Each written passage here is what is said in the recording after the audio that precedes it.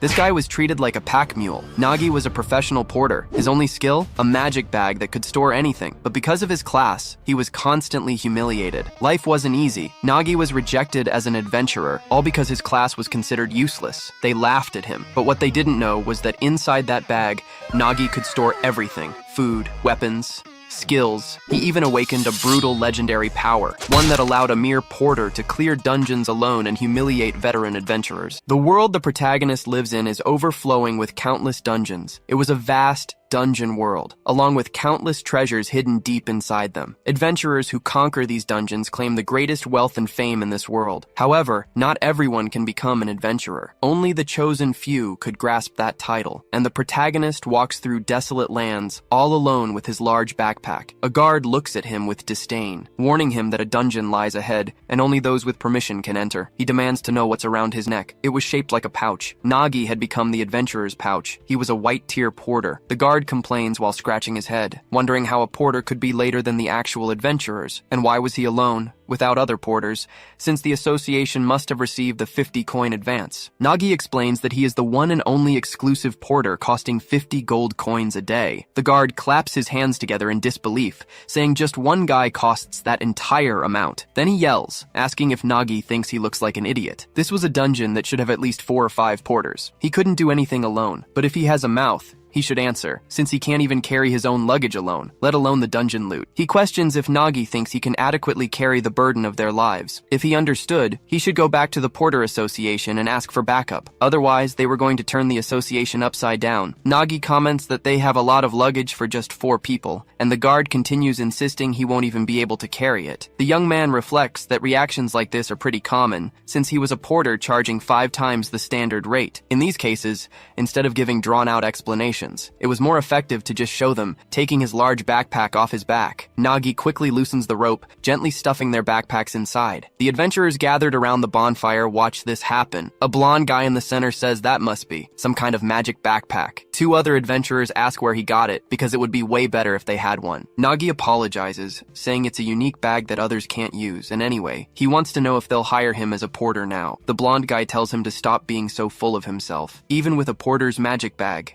it wasn't impressive. The other 2 guards apologized to Mr. Jeff. Jeffnam, leader of the United Dawn Wolf Party and a gold-tier swordsman, announces he will hire Nagi. However, he looks at his glove, warning him that he needs to earn that gold. If he doesn't do the work of 5 porters, he'd better be prepared for the consequences. Nagi wonders if this guy is the party leader. He seemed quite strict, as Jeff warns him to start preparing his gear for the expedition. But the protagonist just thinks that this is perfect for him. After all, he is a professional porter. Before this dungeon conquest ends, he'll leave them completely satisfied. The reason Nagi earns so much more than other porters wasn't simply due to his carrying skills. It was because of the impressive satisfaction of the adventurers. Adventurers who conquer dungeons face countless dangers, and traps can spring at any moment, not to mention enemy ambushes charging toward them. Jeff warns that they are coming. Then the group engages in a bloody battle with the goblins. Dungeon conquests are filled with countless variables, leading to considerable stress. Jeff demands to know if he hadn't ordered him to keep his guard up,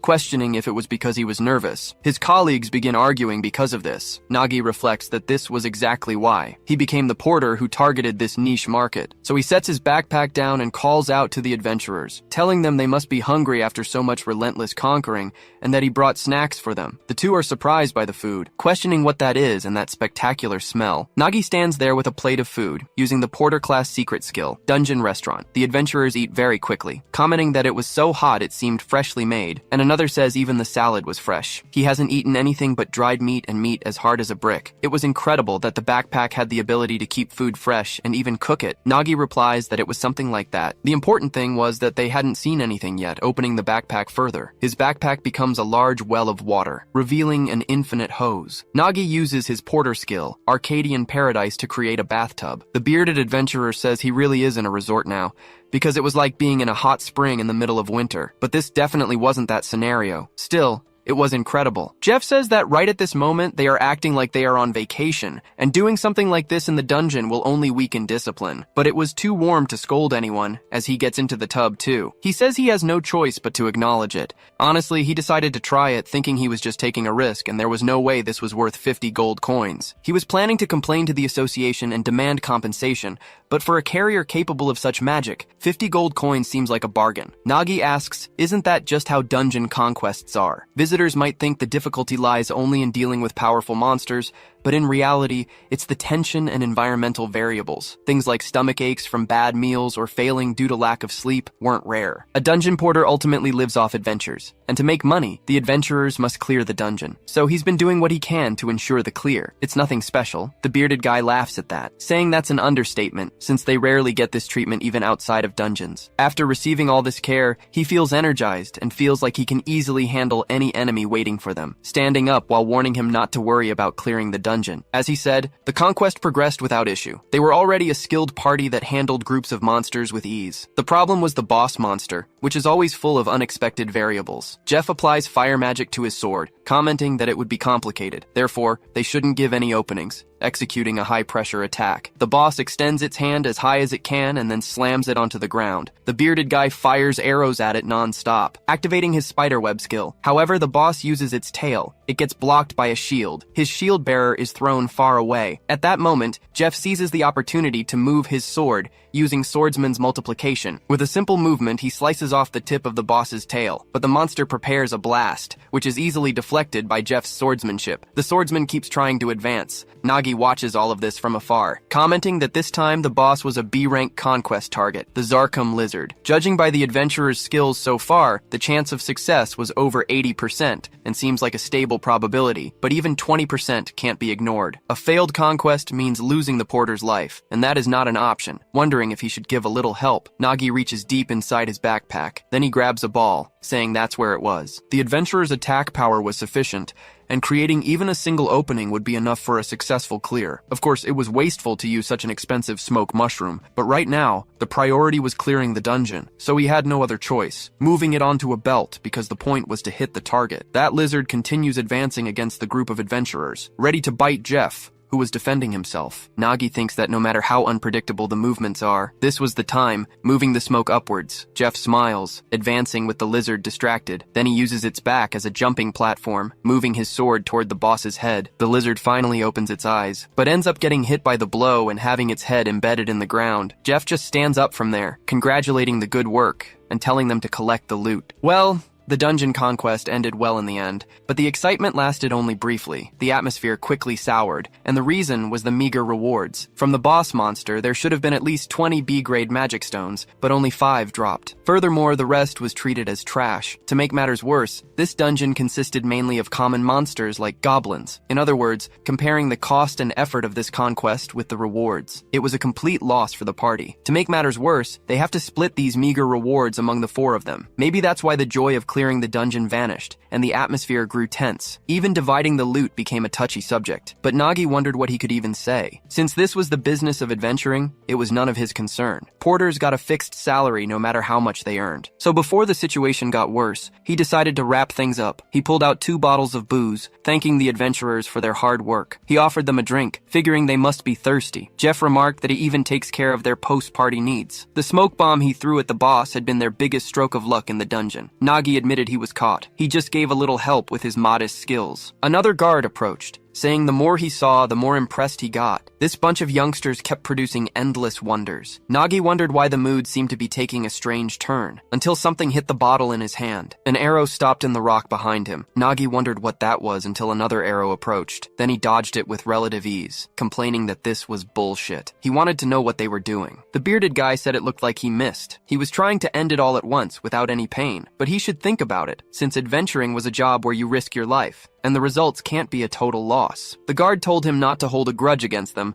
since they were also in trouble with paying their taxes. Honestly, a bag like that was too much for a carrier. Nagi wondered if it would really be like this. A dungeon porter's job usually ends in losing their life in the middle of the journey. Even if they took his life, they could just say he lost it to goblins, and no one would even find it strange, since no matter how hard he tried, He was just a tool. The expressions of those who once appreciated his efforts immediately turned towards someone looking at the loot, but he wasn't surprised, much less embarrassed. This was a common occurrence in this world. In a place where your job is determined from birth, the treatment received by carriers was the lowest rank. This never changed, and never will. When he first gained this skill from the bag, the looks of contempt from people were sharp. A receptionist warned that with this ability, he could not register as an adventurer. She had already told him several times that he should go to the transport area. If he really wanted to participate in dungeon missions, he must register as a carrier. Thus, Nagi thought the world decided he couldn't become an adventurer since it classified him as a porter. These guys must have thought the same way. A guard said that if he understood, he should hand over everything he had and go to hell, then advanced, calling him a useless bag carrier. Nagi dodged the blow, thinking that this decision didn't belong to him to decide, opening his eyes wide now. From inside his bag, the young man pulled out a sword and deflected the blow. The guard wondered how he managed to do that. Nagi planted his foot on the ground, advancing at an absurd speed without even drawing the sword from its sheath. Then he hit the guard with the hilt of the sword. The bearded guy asked what the hell that was. Nagi pulled an axe from inside his bag, throwing it randomly into the air, and thus cutting the strings of the bearded guy's crossbow. That man got surprised by this. Jeff wondered how this was possible, because Dolph had really been taken down. Then he got enraged by this, asking what the hell this was,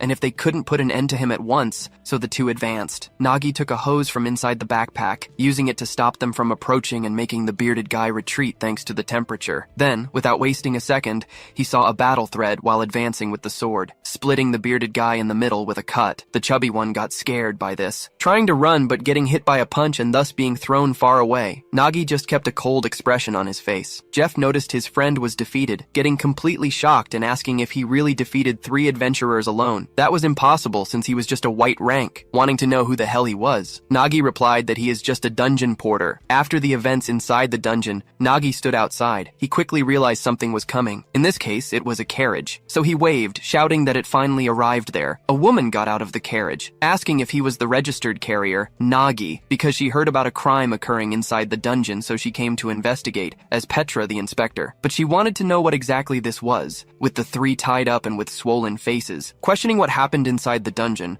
Nagi just replied that instead of explaining, it was better to hear directly from there. Suddenly a voice started coming out of the backpack, repeating everything the adventurers had said about taking Nagi's life. Petra said this was fascinating, because it was a recorder disguised as a bag and had an inefficient design, but Nagi just stated that it was a bag that records sounds. The girl changed the subject, speaking that she understood they betrayed and tried to take his life, but what made her curious was how a carrier like him managed to defeat 4 adventurers, and it seemed they were poisoned by the smoke mushrooms, and Nagi got happy for her knowing about them. Petra replied that she only knew enough to know that eating them in this region causes muscle rigidity, dizziness, and purplish coloration on the face. Nagi replied that this simplified things, and it turned out they simply ate a stew with mushrooms when they were about to attack him. Then the system appeared, and it was sheer luck on his part since a mere porter couldn't handle adventurers otherwise. He questioned if he wasn't telling the truth with a threatening look. Jeff thought these words were a lie, and for sure they ate poisonous mushrooms, but it wasn't against their will since they were in his trap. Back to their fight, Nagi called for Jeff, asking if he was really a gold-level adventurer, then made a cut that Jeff managed to deflect. The hand-to-hand battle continued with Nagi completely pressing the swordsman,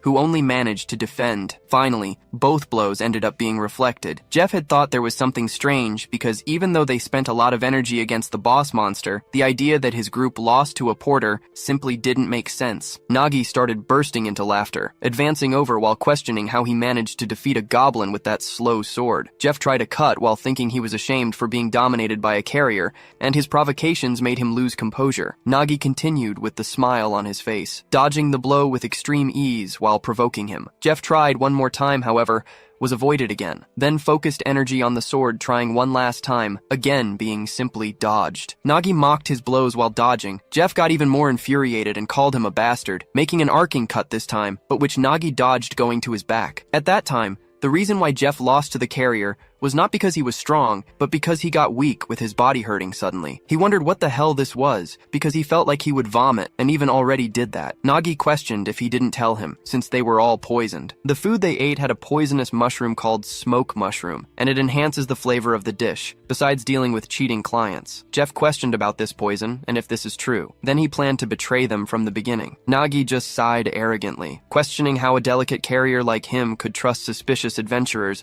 but as he said, it was just insurance. Whether the betrayal happened or not depended entirely on them, and in a situation like this, using a catalyst would make the poisonous effects come to light. But normally he would give the antidote after finishing the dungeon to completely neutralize the poison, but some idiot before that had broken his bottles when he offered. Then he questioned what he could do about it, since there was only one vial of antidote left. Jeff thought that even though that was how everything happened in this situation, saying that he poisoned them didn't seem true and confirmed the story, shouting that it was just bad luck to eat the wrong stew, reflecting that losing to a porter was humiliating. The three members of the group cried while repeating that it would be okay if they hadn't eaten that stew. Petra analyzed the situation with her finger on her chin. Then she said that now she understood the situation and was going to send these criminals to be transported. Nagi turned to leave, saying that his business was finished and he would go away, but Petra asked him to wait. If you're heading back to town, I could offer a ride. Nagi analyzes the situation for a few seconds, wondering if it would be free. On the way to the city in the carriage, Petra says it's a shame he had such an unfortunate experience right after arriving. On behalf of the Adventurers Association, she apologizes. Nagi says it was fine. Porters are used to things like that. Petra says even so, there's something he needs to know. Although she understands he wasn't to blame for the incident, they wouldn't see it that way. The adventurers he subjugated were all members of the Dawn Guild. That guild was famous there for its arrogance and lawlessness. No matter the reason, if one of their members suffers damage, they will retaliate. So for a while, he must be careful, until she becomes completely confused. Nagi had his head buried in his backpack. Petra asks if he was listening, and the boy confirms. Then something pops its head out. Nagi complains he told Gluttony not to come out in front of people because they'll freak out. Gluttony replies that it was hungry. Petra asks what in the world that was, and Nagi says not to worry about it. This little one was Gluttony, and it had been living in his bag for a long time. It organizes items inside. Before Gluttony started helping, his things were always getting tangled. In exchange,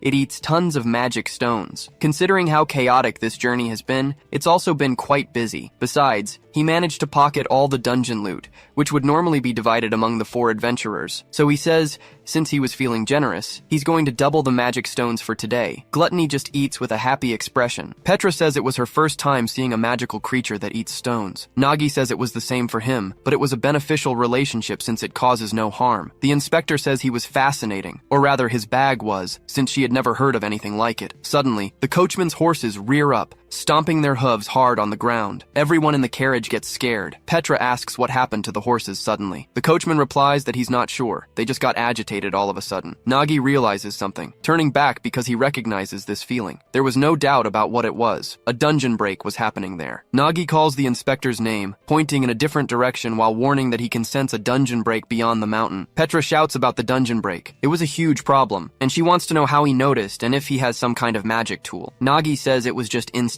Petra questions what he means by that. The protagonist grabs a piece of wood, saying there's no time. They need to act quickly before there are casualties. Petra thinks sensing a break by instinct was absurd. Even she, as an inspector, couldn't detect it. Gluttony says it really was a dungeon break. She likes magic stones and can smell them, and that's why there is a huge smell of magic stones beyond that mountain. She is absolutely sure of it. Petra understands and says they should take a look. When a dungeon exists for a long time, it will go through a catastrophic event called a dungeon break. That's when the monsters inside come out en masse and cause an uproar, taking lives indiscriminately along their path. That was why they must subjugate the dungeons in this world. Petra says it has gone far past the critical point, and the break will happen at any moment. She wants to know how he sensed it from so far away. Nagi replies that he could never forget this sinister feeling. It's something one should never forget. His young vision was completely shocked, standing in front of a totally decimated place. That was how horrible things become when a dungeon break occurs. Petra wonders if this man has gone through this before. But even if he has, it doesn't make sense for him to be able to sense it. Nagi says there's something strange there. If a dungeon were so close to the village, there's no way adventurers wouldn't have subjugated it by now. Petra says that's right, and according to records, this dungeon has already been assigned. Nagi questions who accepted the mission and their qualifications. The girl says it was a D-rank rift dungeon, assigned to 1 mithril class adventurer and 2 copper class. Nagi wonders about a mithril adventurer for just a D-rank dungeon. In that case, he has his suspicions. He questions what she will do, since he needs to go to the village to confirm something. Petra replies that it must be what he suspects, so she asks the guard to transport those criminals to prison for her. As a dungeon inspector, she will accompany him. Both stand in front of the dungeon with the village. That village was a peaceful place, but the citizens were gathered in a corner. Nagi says there is definitely something happening there. The citizens shout that it's been so long they should have solved this, but they haven't. If a dungeon break happens, Nero, copper rank, tells them to take it to the group leader. Vandeshtar agrees that it wasn't their responsibility. They want to know what the villagers expect them to do since the leader disappeared. The citizens call them bastards. Nagi thinks he was right, judging by the situation. It was a dungeon no-show. This happens when a leader of higher rank than the dungeon signs up. Then, if a better dungeon is discovered in the meantime, the leader completely abandons the low-rank dungeon. Petra says it was clear the association imposes fines in cases like this. Nagi says it was nothing more than a slap on the wrist, and the girl agrees. The protagonist thinks that's it. Adventurers can get away with just a fine, but the people there would lose everything. This dungeon will break tonight. Even if they ask the Adventurers Association for help, by the time they arrive,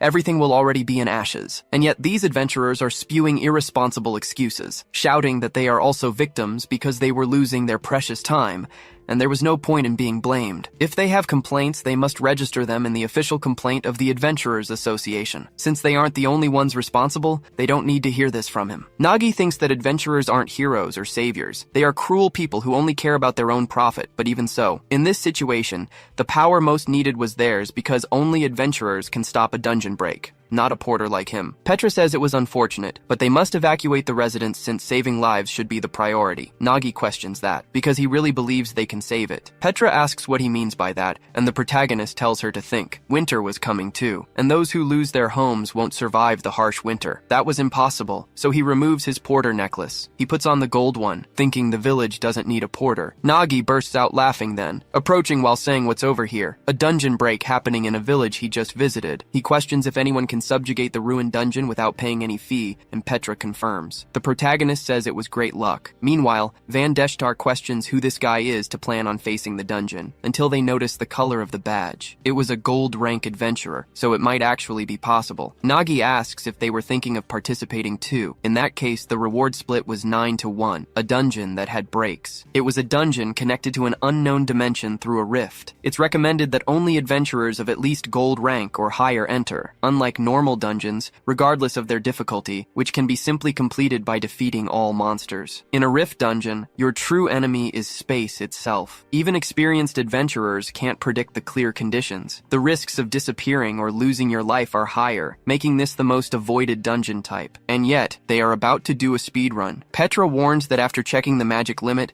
this dungeon will break in an hour. Nagi replies that in other words, they need to complete it in an hour. But within an hour, no matter what appears, it's going to be tight, especially if it's a rift dungeon. They can only hope it's an easy dungeon, since they can't waste a single minute or second. They must go there immediately. Inside the dungeon, an entrance seems to break, illuminating Nero's eyes. It was a desert with dozens of floating rocks. Nero comments that a moment ago it was night, but now they are in another world. Vandeshtar says the rookie's first subjugation begins, and the girl agrees they should show those bastards from the association. The necromancer claims he's going to put on such a performance that the association won't know what to say. Watching from afar, Petra thinks that ignorance really is bliss sometimes. One look was all it took to know they were doomed. Nagi agreed. The scene unfolding before them seemed like it was being written in real time. Petra says they need to climb it within an hour. She yells that he had to lie, but Nagi says he had no choice. If they asked for help as porters, the adventurers would just ignore them. But if a gold rank adventurer leads, others will follow. It was risky, but if they don't destroy this dungeon, a rupture will occur, and she knew that. Petra confirms. Yes, it needs to be stopped. Nero starts laughing. She asks why all the worry. This is exactly why humans are so boring. She plants her feet firmly. Leaping from rock to rock, she announces she'll climb to the top alone without any issues. Vandeshtar calls out that it's dangerous. Nero materializes fire at her wrists, using it for a boost. But that wasn't her intention, and she gets scared. Suddenly, she falls face first onto the ground. Vandeshtar asks if she's stupid, acting without thinking just like in boot camp. Nero asks if he just ignored her. The necromancer tells her to remember their training. Rift dungeons can have restrictions or curses. Petra confirms that's exactly it. The first step in any rift dungeon is identifying its curse. She uses her scout talent, and chains reveal themselves on Vandeshtar and Nero. Petra explains this must be the dungeon's curse. They are all bound by these intangible, invisible chains, meaning they have have to move together. Nagi notes that it seems tricks and shortcuts won't work in this dungeon. Fortunately, he brought plenty of climbing gear, which impresses Nero. The protagonist tells them they need to take it step by step. That is the key to clearing a trick-based dungeon. They shouldn't waste energy, but they can't go too slow either. They need to maintain a balanced pace. Nagi tells them to follow his lead. He reminds them that since they are chained, they can't let the distance between them get too wide. They need to maintain a consistent gap while moving. Nero complains the leader is too slow and says she'll run ahead to scout. Nagi immediately shuts that down. Rushing ahead is far worse than moving a bit slower, but planning a clear route without backtracking. Of course, even if you map the route carefully, the problem is that Rift dungeons are always full of unpredictable variables. They come face to face with an immense stone pig. The creature opens its mouth and eats a rock. Nagi thinks the path is completely blocked, all because of an unknown monster. Petra identifies the monster as a rock-devouring pig. It's powerful but not aggressive. As long as they don't provoke it, they'll be fine. Just like the compendium says, it digests quickly. It constantly eats and expels, altering the dungeon's layout as it moves. This ecosystem is fascinating, even if it is her first time seeing one. Back to the issue at hand. This is a problem because the platform they were going to climb has completely disappeared. Their only option now is to throw the grappling hook and attach the rope to the stone pig. But if they miss and provoke the pig, it could become aggressive. They don't have the time or energy to fight it. Van Deshtar says that's the problem. Finally, it's his time to shine. He tells everyone to watch closely as he uses his powers. They must witness how he overcomes this challenge. He throws 2 fingers. His necromancer talent is finger summoning. They begin to take on 2 humanoid shapes. The bone golems appear, Slyordy and Clubby. Nagi notes that it's impressive. Summoning skills like that are very rare. Petra adds that they can secure the rope without provoking the stone pig. But the protagonist questions why they look. The 2 golems begin to tremble and contort. Nagi continues, saying they look strange. Nero explains that he's been famous since training camp as Explosive Van. He's known for his lack of control over summons that tend to blow up. Van Deshtar says controlling summons is like looking in a mirror and trying to move both sides separately. Still, as long as they cross in under 5 minutes,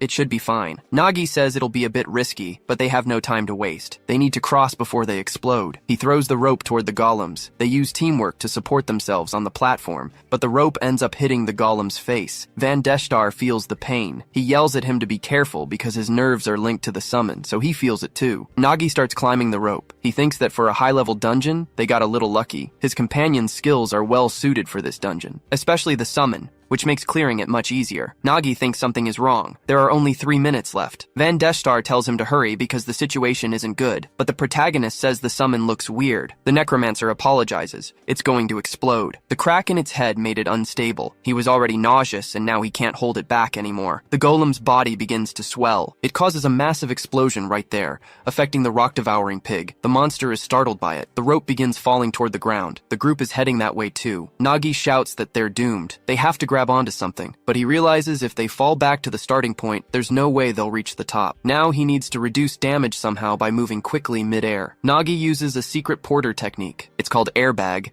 making the group land on top of the bag. With that, they are launched upward. Nagi uses the pig as support. He pulls his backpack up to the top as well. He asks if everyone is okay. Petra confirms they are, thanks to him, but their progress took a major hit. They still need to reach the top within the time limit. Nagi says they have no choice if they want to make it on time. From now on, the 2 adventurers will have to match his stamina. He pulls out a special porter tool, the sticky climbing set. He tells everyone to get ready. They are headed straight for the top. They cannot let their guard down for a single second. If one falls, they all fall together, and the closer they get to the top, the more dangerous it will be. Nagi approaches the rockfall zone. Next, they move onto the icy surface. They even pass through a resistance zone against monkeys. Finally, they reach an explosive rock zone. The 2 adventurers are completely exhausted and ask if they're there yet. Nagi says they're almost there, just a little bit more, but the adventurers complain that's the 10th time he said that. Nero complains that she wants to fight monsters. She didn't become an adventurer to be a mountain climber. Nagi says this time he's serious. You can see the top from here. It seems the boss monster is waiting up there. The 2 adventurers are happy about the boss monster. They're going to crush the monster and wipe the smile off the association's face for ranking them as copper. Nagi thinks he understands. Based on their physical abilities and talent, they don't belong in the copper class. It's probably because necromancers are looked down upon, and beast people only recently gained freedom from slavery. Nero says that in the worst case scenario, the leader will handle it. Van confirms, since he's a gold rank. Meanwhile, Nagi just reflects that he brought those 2 along along specifically to handle the monster, but Petra asks them to wait a moment. Something seems strange here. The boss monster at the top is a serpent dragon, but they shouldn't be purple. If a serpent dragon is purple, it can only mean one thing. It's already dead. Nagi questions what she just said. A sword is already lodged in the dragon's body. The man up there yawns, waking quickly from his sleep. He asks what all that noise is. He looks down, surprised. Then he starts staring coldly at the group. Nagi thinks, this is killing intent. He begins to resist. The adventurer jumps toward the rock in a split second. He gets close to the stone while Nagi just barely dodges the advance. The adventurer lands incredibly fast. The protagonist notices the medallion on his chest, thinking it's mithril rank, and if that's true, this can't be just a simple dungeon failure. The adventurer remarks that this is going to be a hassle. He didn't expect anyone to enter this dungeon, seeing as it needs to be broken. Nagi thinks that sometimes there are people like this who intentionally cause dungeons to break. The adventurer states that officially, the four of them lost their lives during the expedition. Petra confronts the adventurer head-on. She warns that the dungeon is about to rupture, and it's an adventurer's first duty to stop it, but he just questions that obligation. Then he bursts out laughing. He says he doesn't care about duties. Adventurers act for their own benefit, after all. A dungeon break can be way more profitable than clearing one. Nagi thinks he gets it now. He never thought of adventurers as heroes or saviors, but he didn't expect trash like this. If this guy really intends to cause a dungeon break, Nagi has to stop him no matter what. However, the guy is ranked mithril. Fighting him now is asking to lose. Nagi takes off his backpack, claiming there's been a misunderstanding. They're just passing adventurers who happen to find the dungeon. They didn't want to get in the way, so he should consider this buzzing skewer an apology gift. Staying in the dungeon must have made him hungry. Nagi thinks fighting this piece of trash directly won't work. He has to weaken him first. The adventurer quickly bites into the skewer. He yells that it's incredible and hot, like it just came out of the oven. It really was impressive to be able to make this. The meat is perfectly grilled, and the shrimp is just right. Nagi thinks he should eat his fill, since the food contains his poison. But the adventurer grabs his shoulder tightly. He mentions the exquisite taste of smoked mushrooms added to the sauce especially. He asks if Nagi thought such a cheap trick would work. Then he prepares his payment, winding up his fist. The punch approaches Nagi's face. The protagonist manages to defend, but is thrown far back by the recoil. Nero grabs the chain with her wrist, but suddenly she's pulled backward. Her foot is forced back, enduring the pull of the chain as she calls out to the team leader. Nagi lands on another rock. Nero asks what they should do now. The adventurer remarks they must be rookies who can't even break curse chains. Just bad luck. Nero turns quickly at that, but that adventurer rushes at her, yelling that this dungeon will be her last. He tries to punch the girl. Van Deshtar steps forward, telling Nero not to just stand there. An immense explosion of smoke appears on the spot. It slowly begins to dissipate, with the adventurer emerging from it with a sigh. He asks what's up with this rude summoned creature. He wants to know if the rookie is a necromancer. Van Deshtar asks if he was the one, the group leader who got approval to enter the dungeon but gave up. The mithril rank adventurer replies he wanted to know who volunteered for this dungeon everyone avoids. So it was them, a necromancer and a beast woman. No wonder people said it was a bunch of idiots. Van Deshtar tells Nero not to worry. When the leader returns, it will be 3 against 1. All they have to do is wait until then. Especially against physical attacks, his patchwork golem can withstand a lot. Just like they practiced on the training field, they advance against the adventurer. That man keeps the smile on his face. He causes another explosion there, while Nagi stays on another rock. The boy was unconscious for a moment, but he wakes up a few instants later, muttering. Petra asks if Nagi is really okay. She's already performed first aid for now. The protagonist thanks her, realizing he must have blacked out for a moment. He asks about the situation. The girl replies, it's not good at all. Nero and Van Deshtar are holding firm, but they are constantly being overpowered by the adventurer. He defends against a kick from Nero. The girl pulls back and spins with her kick once more. However, all are blocked with ease. The adventurer continues with the evil smile on his face. Then he spins the patchwork golem in his hand, striking and repelling both of them to stop the fight. Petra continues that, as expected, the opponent is too strong for them to last much longer. Nagi replies he made a mistake. He should have considered that poison wouldn't work on someone of mithril rank. He asks if she could tell him more about the guy, as he must have a reputation. Petra confirms. Among mithril rank adventurers, he is considered unrivaled in close combat. His history of dungeon attacks is also impressive, and he's famous for frequent confrontations with other adventurers, making him skilled in duels, especially his mastery of the huge broadsword. He was famous for cutting even an ogre in half with a single blow. Nagi says it's at least a relief he doesn't have one right now. He hoped to hear about some kind of weakness, but there's no way. Petra says the biggest problem is that even if they manage to defeat him by pure luck, time is running out. It's a race against the clock. Even if their destination destination is right ahead, there's no way to get there in time. If this chain curse didn't exist, they could have split up and run to the summit. Nagi repeats, the chain curse, and thinks that's exactly it. They can't see or touch them, but they were all tied by chains, and that's also the detriment. If one of them falls, everyone goes together. But if you think differently, it could also mean a benefit. If one person reaches the top, everyone arrives. If there's a way to use this benefit, maybe they can defeat the mithril adventurer and save time. Even if it's fake, Nagi was still the leader now. If he were the real leader, he'd use every card he has to the max. Individually, none of them are impressive. But if they combine their tools, their abilities, and everything they have, maybe they could change this. So he asks if Petra, with her scout talent, can map the terrain of their destination from this distance. The girl says it's simple, and she could even create a complete map. Nagi tells her to please do it as fast as she can. Petra pulls out a quill and uses her scout talent to write in the air, creating a 3D map of that whole area. The protagonist is impressed by this, saying the level of detail in the map was beyond his expectations. She must be a top-tier inspector. Petra replies these were just basics. She made the map for him, but she doesn't exactly know how he plans to use it. Nagi answers they would use it to take down the beast. This wasn't a battle between humans, but a fight between a human and a beast. When adventurers explore dungeons, they often encounter monsters much stronger than themselves. He asks how they managed to defeat these beasts. Petra replies that maybe using their experience to create strategies. Nagi responds that is incorrect. The secret for adventurers to defeat monsters stronger than them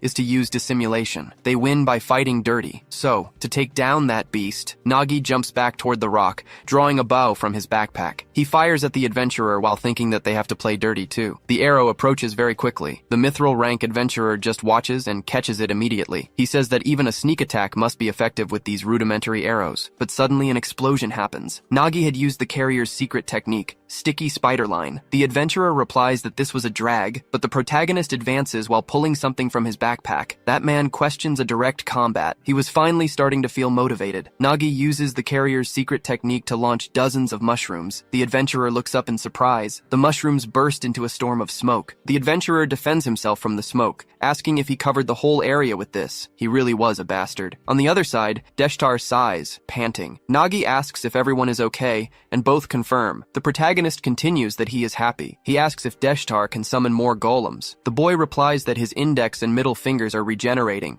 and he just used his ring finger, so he can still use his pinky and thumb. Nagi replies that should be more than enough. They need to listen carefully because there is a way to turn this situation around. The adventurer finally frees himself from the webs. He says it was a persistent nuisance. He's never heard of a swordsman fighting like this. He wonders if he escaped with his companions to another rock, but fighting is useless. However, he sees a figure in the smoke with a backpack. He keeps muttering as if in conversation. The adventurer says this is pathetic. All that smoke is useless if he makes all that noise. He advances with his fist. His blow was imbued with energy. He strikes the golem's head, causing an immense explosion on the spot. The adventurer keeps his smile on his face, until he realizes what actually happened. He had hit a golem. This same being grabs him quickly. The adventurer asks about the patchwork golem. He wants to know how the golem was talking, but it wasn't him. It was the bag making all the noise. Saying he was caught now, the adventurer turns, questioning where the others went, until he notices a figure holding the rope. Nagi stood in front of him as the smoke cleared. The adventurer realized he planned to sneak to the top while distracting him, but the attempt was too sloppy. Now realizing he won't be able to climb using that rock, Nagi asks if he's sure about that. Deshtar's mouth hangs open. Nagi asks if it's here yet. They've been spotted and need to hurry. The boy asks for just a little longer since it was his first time controlling it from such a distance, but he shouldn't worry about that. His pinky finger was caught on the hook. Then it begins to take shape, turning into a patchwork teddy bear. Deshtar confirms he'll do it for sure. The patchwork golem steps onto the castle, pulling the hook as far as it can, approaching the already defeated dragon. Then it jumps as its final move. Deshtar yells to go now. Finally, the hook is embedded. The golem explodes immediately after, causing an immense radius of destruction on the castle. The adventurer is incredulous. They rigged all this just to keep him stuck in one place, and it was dangerous. Using strength to break free from the golem, since he just needs to get out as fast as he can. Deshtar replies that won't be easy. The thumb might be slow, but it was the strongest of them all. Nagi keeps holding the rope, looking coldly at the adventurer, reminding him this was a battle against a beast. The dragon on top of the castle starts being pulled. There are beasts that cannot be defeated if your goal wasn't to take down the monster. The dragon falls with its mouth open toward the adventurer, breaking that stone floor and making the adventurer fall toward the ground. The rope was caught on the dragon's scales. Then it starts pulling the rope upward like a lever, lifting the whole group. Nagi thinks there's no need to fight against this as he climbs rooms with his friends. Upon reaching the last island, everyone in the group keeps running. Nagi shouts that they just need to hold on a little longer. They were almost at the end of the dungeon. They're sure about 5 minutes remaining. It was tough, but they can make it. Still, they owe a lot to Nero for her help. If it were up to him, he couldn't have thrown the rope to the top, which looked easy. The fact that she did it with sheer brute force was truly impressive. Nero says it was nothing. Deshtar coughs to get attention, saying that's something anyone strong enough could do, even a fool. No matter what they say, the MVP of this dungeon was him, since he secured the rope in the right spot and even took down that annoying berserker. Maybe he's even better than a mithril rank adventurer, but Nero says he just got beaten up. Petra comments that everyone is excited, and Nagi agrees. The two were probably experiencing their first dungeon conquest. The joy of clearing a dungeon doesn't come from one person's exceptional skill, but from everyone working together to achieve victory. In that sense, Petra played an important role in the dungeon. The girl says she didn't do much. Nagi continues that he knew a dungeon inspector had talent, but he thought it was just basic stuff. Still, she created a very precise map quickly. Thanks to her detailing, he managed to calculate the exact location. He's sure even a professional scout would admire her skill. Petra thinks honestly, compared to what they did, creating and executing that strategy quickly was much more impressive. She wonders if Nagi really is just a porter, and how that's possible. Deshtar asks what's going to happen to that berserker. Nero asks if he even needs to ask. He'll rot in prison for the rest of his life and should be banned forever. Petra responds that she's not so sure. He committed serious crimes, but the problem is he's a mithril rank adventurer. The higher an adventurer's rank, the greater their immunity before the law, especially someone of mithril rank who is protected at a national level. So, most likely, he'll get out of this with just a fine. Deshtar and Nero shout that this is absurd, but the necromancer says he doesn't care. If the law won't punish him, he'll beat him up if they ever meet outside the dungeon. Nagi replies that's a dangerous idea, because what he saw of that berserker was only a fraction of his power. He should look around. The bodies of the Stone Knoll tribe protecting the entrance were all defeated by him alone. Deshtar says he could do that too, and Nero says they just didn't have a chance. Nagi continues that the important part is what comes next. If you examine the wounds on the bodies, they all lost their lives with a single attack. The two are surprised by this. Nagi says an adventurer's talent shines when he uses the right weapon, so they must remember that when they fought, he didn't use the great sword or his talent. He relied only on physical strength and fought very well. Deshtar says it was an absurd difference in skill, but thinking about it now, it makes sense because when they lured him and took down the dragon, his sword was embedded in the heart, and the boss had also lost its life with a single blow. Nagi questions this, shocked, saying this means he already fell with the serpent dragon and must have recovered his great sword. The berserker stood on top of a rock, looking toward the top, saying that now was the time the game would really begin. Nagi realizes what is happening as the ground is being split in half. He yells for everyone to run, until the cut spreads and hits Deshtar. That was the sword that splits giants in 2 pieces. Nagi grabs onto what remains of that rock. With the whole group held only by the chains, he asks if everyone is okay. Petra responds that she is, but the other 2 seem severely injured, especially Van Deshtar, who is completely unconscious. Nagi thinks this is bad. The destructive power of that last attack was insane, and he had already caught up to them, jumping from rock to rock. Nagi wonders what kind of physical feat that was. If he hesitates even for a second, the berserker will close the distance. Only 3 minutes remained. To stop him from advancing, there's only one option. He was a porter anyway, but he had carried countless loads, training over and over again. If it was about lifting things, he was confident. This moment was no different. He was just carrying as always, a slightly heavier load and climbing. Then he uses the strength of his arms to lift the chain. The whole group is pulled up. Nagi thinks he will bear the weight. Climbing and digging his hand into the stone, he moves his other arm, making the same movement. Time was running out, and the mithril rank adventurer was getting closer. He jumps toward the group. Nagi finally reaches the top, opening his eyes wide and climbing up there. The berserker also jumps toward the last stone, maintaining his smile and murderous intent while Nagi is just surprised. Time begins to run out, but they run to the cathedral that was there. The protagonist approaches with his friends. Seeing a crystal in the center of the room, he yells that it's the dungeon stone, and if he can just destroy this, drawing a weapon from his backpack. Nagi throws the weapon toward the stone, saying it's over. The dagger approaches very quickly, but an explosion happens there. The berserker approaches with his momentum. Nagi watches this, completely surprised. The mithril rank adventurer moves his broadsword, deflecting the dagger away. Then he stands in front of the dungeon stone, warning that time is up. An explosion occurs right after. The energy begins to consume the whole room, reaching the protagonist and his allies. A rift begins to take over that whole dimension, opening more and more. Outside, it reaches the village. A villager watches this, frightened, then calls out to his god, questioning why he had abandoned them. Monsters start coming out from inside the rift, forming an army of the Stone Knoll race, who begin to cause chaos in that land. The monsters start to salivate. Suddenly, the dragon also comes out from inside, roaring loudly as Nero stands up. She comments that the dungeon monsters revived, and Petra says they are coming out non-stop. This is a dungeon break. The berserker has Nagi's neck in his hands and starts laughing, saying the sight of a dungeon break is magnificent, and no matter how many times he sees it, he never gets tired of it. Nagi asks if he means it wasn't his first time causing a break. The berserker confirms it because a weakling like him wouldn't understand. When a dungeon breaks,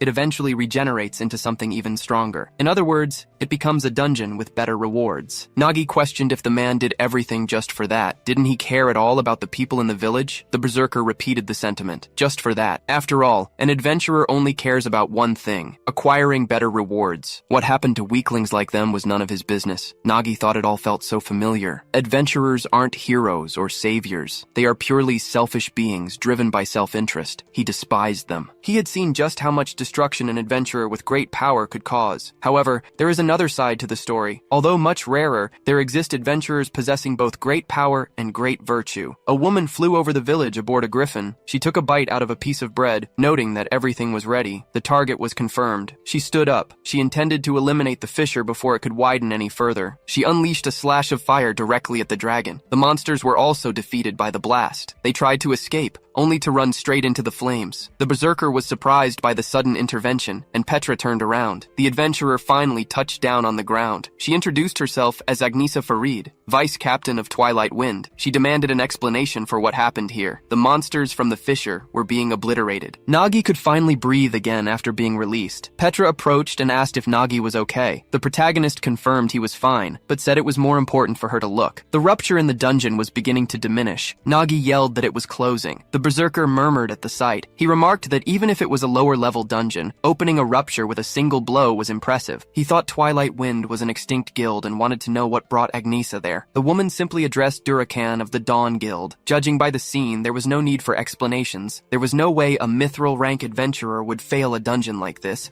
He had purposefully caused a rupture in the dungeon. Durakan asked if she was trying to pick a fight. He thought Agnesa of Twilight Wind was someone he wanted to face at least once. But this wasn't the ideal situation, as the swordsman's little tricks had made him waste more stamina than he expected, and he had strict orders from his master not to cause too much of a mess. Besides, looking at the gem in his hand, he hadn't achieved his main objective anyway. Since that was the case, there was no need to fight. He sheathed his sword. Agnesa asked if he was running away. Durakan questioned that characterization. He replied that this was a rift dungeon. Even for him, success depended on variables, so he couldn't guarantee victory. Nero screamed that he was a liar. He wasn't just avoiding clearing the dungeon, he tried to stop them and take their lives. Durakan asked if that was really the case. It was a shame to hear that, but he claimed a curse prevented newbies from distinguishing friends from foes, which meant attacking them hadn't been his intention. If she didn't believe him, she could verify it herself, but the dungeon had already disappeared. That explanation was good enough for the association to accept. He asked if the inspector agreed. Petra thought it was clearly absurd, but she had seen it happen many times in the adventurer's tribunal. The weight of mithril rank carried more weight than the truth. It didn't matter how much copper or white rank adventurers testified. Against mithril, not even the truth would solve it. The worst part was that he knew it and exploited that fact. Durakan said that in that case, they were finished here. He even bid farewell to the newbies. Agnesa continued to observe him coldly. Nagi sighed, saying that at least the rupture in the dungeon had been stopped. Then he began to fall. He collapsed to his knees on the ground, and his friends all screamed for him. Agnesa watched the scene from behind. Nagi went completely unconscious from exhaustion, but the adventurer noticed all the marks and injuries. Her bird spread its wings. Agnesa announced they would place him there,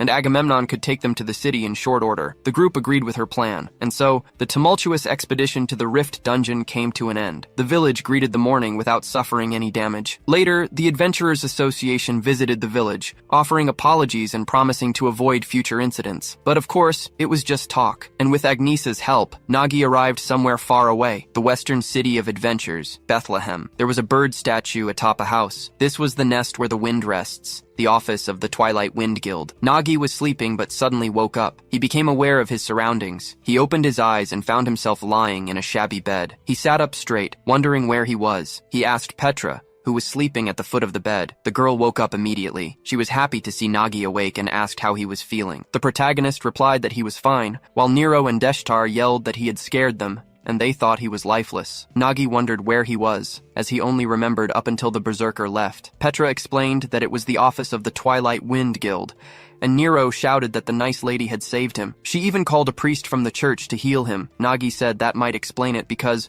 other than tiredness, he didn't feel injured. It was a relief to see the two of them healthy. Deshtar said it was nothing, and Nero was confident in her resilience. But the necromancer continued that, in any case, their first adventure had been quite a journey. When he saw how happy the villagers were that they stopped the dungeon rupture, he realized what the true role of an adventurer was. A little girl had offered him a flower and thanked him for protecting them. For the two of them, it was just a dungeon for rewards and glory. But for the villagers, it was their home. They both apologized for acting arrogantly. Nero said she would become a great adventurer, and Deshtar cried as he said they had saved a village. Nagi smiled, saying it was good to hear that. He thought he was happy they managed to protect the village, but now that it was over, he had to reveal the truth, that he wasn't a gold rank adventurer. In fact, his rank was lower than both of theirs, since he was just a low rank porter. He wondered if they would treat him the same way when they knew, but it was clear they wouldn't. Nagi opened a smile on his face. He said he needed to tell them something, and they shouldn't get mad. Nagi confessed to them that he had been pretending to be an adventurer and acting as their leader. Their natural reaction was to freeze. Nero asked if that was really true, but they understood, and there was nothing to be done. Thus, the bond built on lies disappeared, and they went back to being just adventurers and a porter. Nero said that next time, he would carry her equipment. They were leaving now,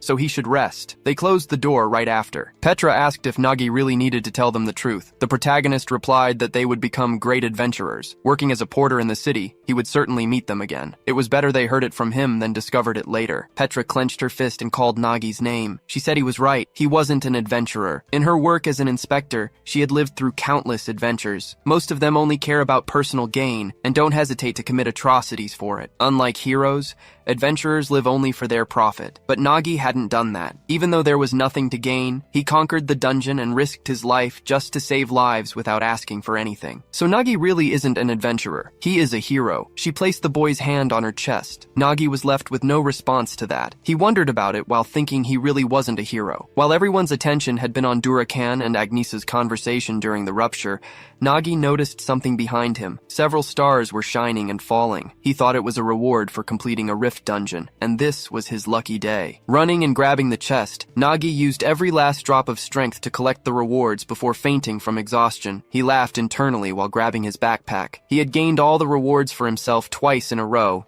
and would take a look later. Petra wasn't the only one who misunderstood Nagi that day. Nero and Van Deshtar did too. They talked about how their team leader was a protector. Deshtar asked if she had realized it too. Nero replied that it was obvious. He was pretending to be a humble porter when in reality, he was a gold rank adventurer. Nagi probably thought he had fooled them, and that they were idiots. The protagonist little knew they were even bigger idiots than he imagined. And to be fair, based on the way Nagi fought, it was hard to believe he was just a porter. Meanwhile, at the same time, small incidents like a snowball began to roll, creating an avalanche. Durakan walked toward his master's room. Stopping right behind the hooded figure, he mentions hearing the story, noting there had been interference. Durakan replies that it was shameful. He'd encountered a strange swordsman alongside the Twilight Wind Guild. His master questions if he hasn't forgotten something important. The Dawn Guild cannot ignore troublemakers, whether they are fake adventurers or the Twilight Wind itself. Elsewhere, inside her office, Agnesa paces back and forth. She thinks to herself, if what Petra said on the way here is true, then Nagi could really be something special. Earlier, during the incident atop Agamemnon,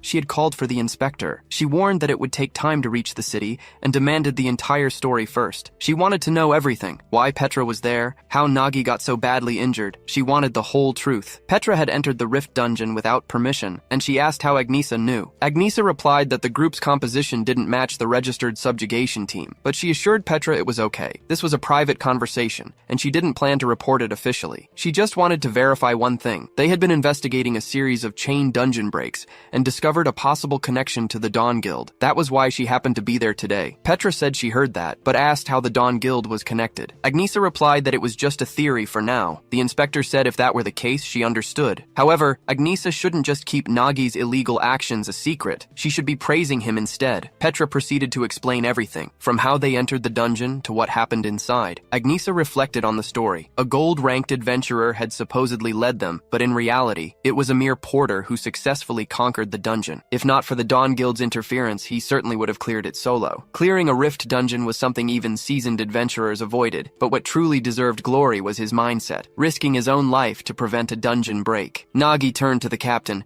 recognizing her as the one who saved them. Agnesa asked if he was okay, and the boy confirmed he was, thanks to her. She continued, saying she would get straight to the point. By the authority of Vice Captain Agnesa Farid, she commanded him to join her team. But Nagi simply rejected the offer with ease. The Twilight Wind Guild was one of the most prestigious guilds in the West City, or at least it was supposed to be. After the guild leader went missing, the guild had begun to decay. And now, for the first time in a long while, a guild meeting was taking place. A purple-haired woman declared she was against it. No matter how desperate the guild's situation was, they still couldn't just accept anyone. Anne Dorothy asked what the others thought. Nine said he agreed with the rejection, as Agnesa was acting on her own authority. Furthermore, the guy was just a porter trying to play adventurer. Pororo asked if it was necessary to be so strict. She was actually in favor of recruiting him. Anne retorted that if Pororo was in favor, it must mean the protagonist was handsome. Pororo cried slander, claiming she only focused on healing him, even though his hair did look great. Stonemung told them to stop fighting. It was pointless, and Agnesa had already gone anyway. Anne questioned whose side he was on. Pororo added that they should reconsider, or Nagi might refuse her healing later. Stonemung didn't know what to do. Agnesa suddenly threw the door open, announcing there was no need to debate the matter further. They had already been rejected by Nagi. All the adventurers questioned this outcome, and Anne was shocked as well. Back in his room, Nagi packed his backpack. He wrapped fresh bandages around his hand and then tied back his hair. Finally, he announced that everything was ready. Petra asked if he was leaving already, suggesting it would be better to rest a while longer. However, Nagi replied that sitting around would only make him lazier. The inspector understood, but she still wanted to know why he rejected the guild's invitation when it offered so many benefits. Nagi agreed about the benefits, but joining meant being stuck with too many people who could cause all sorts of headaches. He preferred things the way they were, simple and familiar. Petra said if that was his preference,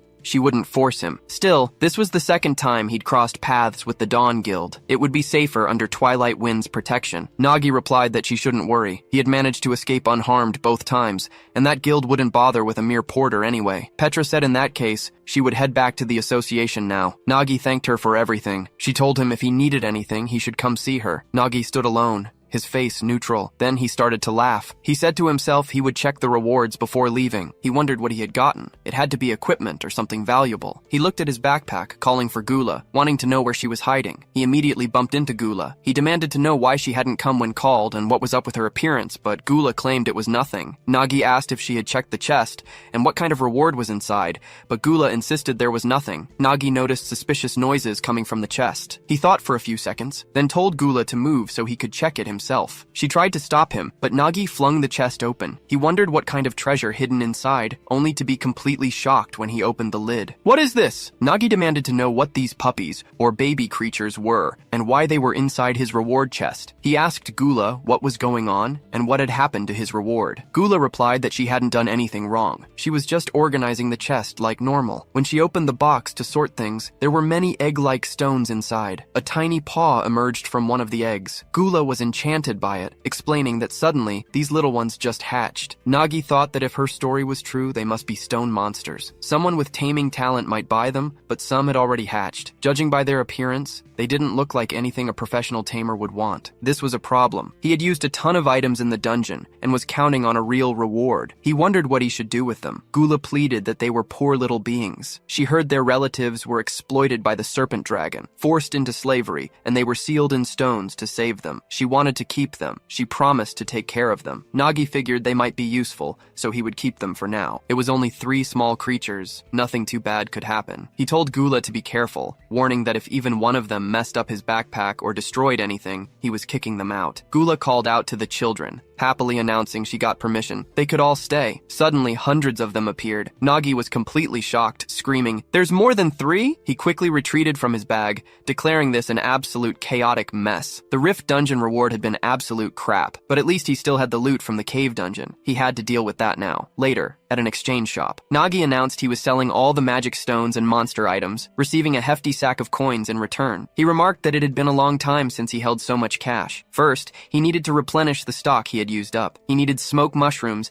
and could finally stock up on explosives he couldn't afford before. Then, replenish his food supply, sharpen his weapons, restock his arrows, and also reward Nero and Van when he saw them next. Now, with the rest of the money, he was going to stuff himself with food. He walked down the street, practically skipping. High atop a building, someone watched him, wondering if that was really the guy, the one who caused so much trouble for the Dawn Guild. He thought it was just a rumor, but the guy really was a white rank. It was quite a feat for a mere white rank to throw some small fries into prison, but he had even managed to land a hit on Durakan. He asked Zero what he thought and if Nagi seemed strong. His shadow replied that if it happened twice, it wasn't a coincidence. Even a white rank could be dangerous. Knight agreed that was exactly the point. Normally, he didn't mess with white ranks, but if this guy really did something like that to his people, spinning his dagger on his finger, Need said he hoped the guy wouldn't disappoint him. He gathered his energy atop the roof, launching himself with explosive force. Nagi was skipping through the streets until the attack approached rapidly, coming right at his face. Nagi snapped his eyes in that direction. His popsicle stick was cut clean in two. Nagi managed to dodge the blow, demanding to know who his attacker was. Need noted that even though he openly released his killing intent, the protagonist was already reacting to it, so he was sure Nagi wasn't an ordinary porter. He was intrigued now. Either way, this wasn't the end. He tried another cut with the dagger, but Nagi avoided another blow. Need told him to show what he had with the skills he used to mess with his guild. Nagi just laughed at that, wondering who the hell this guy was. His emblem identified him as a gold rank mage, yet he fought like an assassin. Thinking about such flagrant hostility, he couldn't just stand there doing nothing. He advanced while drawing his sword. Need questioned if he was ready to get serious now, because he was about to witness the swordsmanship he'd used to toy with Jeffnam. He was surprised to see the mushroom on the sword, an explosive type. Nagi used his secret porter ability and caused an immense explosion in the city. He then commented that only crazy guys fight adventurers head-on. The first thing he had to do was run far away, shouting that he was going to lose his life, and that someone should save him. He warned the guards that there was a thief after him. A police officer questioned what was happening. Nagi said there was a bandit claiming to be an adventurer who tried to take his life. The guard recognized the man immediately, asking if it was Need from the Dawn Guild, while the guy said running was disappointing. Nagi thought about the Dawn Guild, and if this meant the retaliation Petra had spoken about, but still, no matter how angry they were, they wouldn't do something like this in the city. The guard asked Need for permission, wanting to ask what this was about. Nide repeated the question, then advanced quickly from his spot, saying it was a little discipline, ready to hit Nagi. He struck the protagonist's chest. Nagi hit the wall. Nide said from what he heard, this guy poisoned members of his guild with food and ruined their raid. A mere porter who dared to mess with the Dawn Guild. Everyone knows what happens when you mess with the Dawn Guild. Nagi shouted that it was a lie. It had been the adventurers from his guild who tried to kill him. He begged them to believe him. However, everyone just glared at Nagi. The protagonist said this was useless, thinking that, as Petra said, the Dawn Guild had considerable influence. In this situation, there was no one who would side with a white rank like him. Helping him benefited no one. In fact, it was better for them to side with the Dawn Guild, with people saying that some porters today are known for deceiving adventurers. The guard said he understood, and if that was the case, he would leave it for Need to decide the situation. Need just replied that he accepted that, questioning how the protagonist was doing, and if he still didn't understand that no one there would side with him. Nagi questioned why go so far since he knew the truth, that his guild was wrong, and with everything, he wanted to know, why take revenge right now? Need said he was right, and it wasn't the protagonist's fault since nobody cares about low-level disputes, even if they are guild members, but he messed with them. The Dawn Guild never lets even the slightest loss slide, and this was how they were going to make everyone remember that same feeling of fear. Anyone who messes with the Dawn Guild pays the price, and Nagi was just a tool to remind everyone of that fact. But he shouldn't worry because he wouldn't take his life. He carries the emblem of the last man he killed, and a white rank wasn't something to show off. So for today, he was going to mark him so that anyone who saw the scar on his face would remember today's events. He advanced against the protagonist using his twin daggers.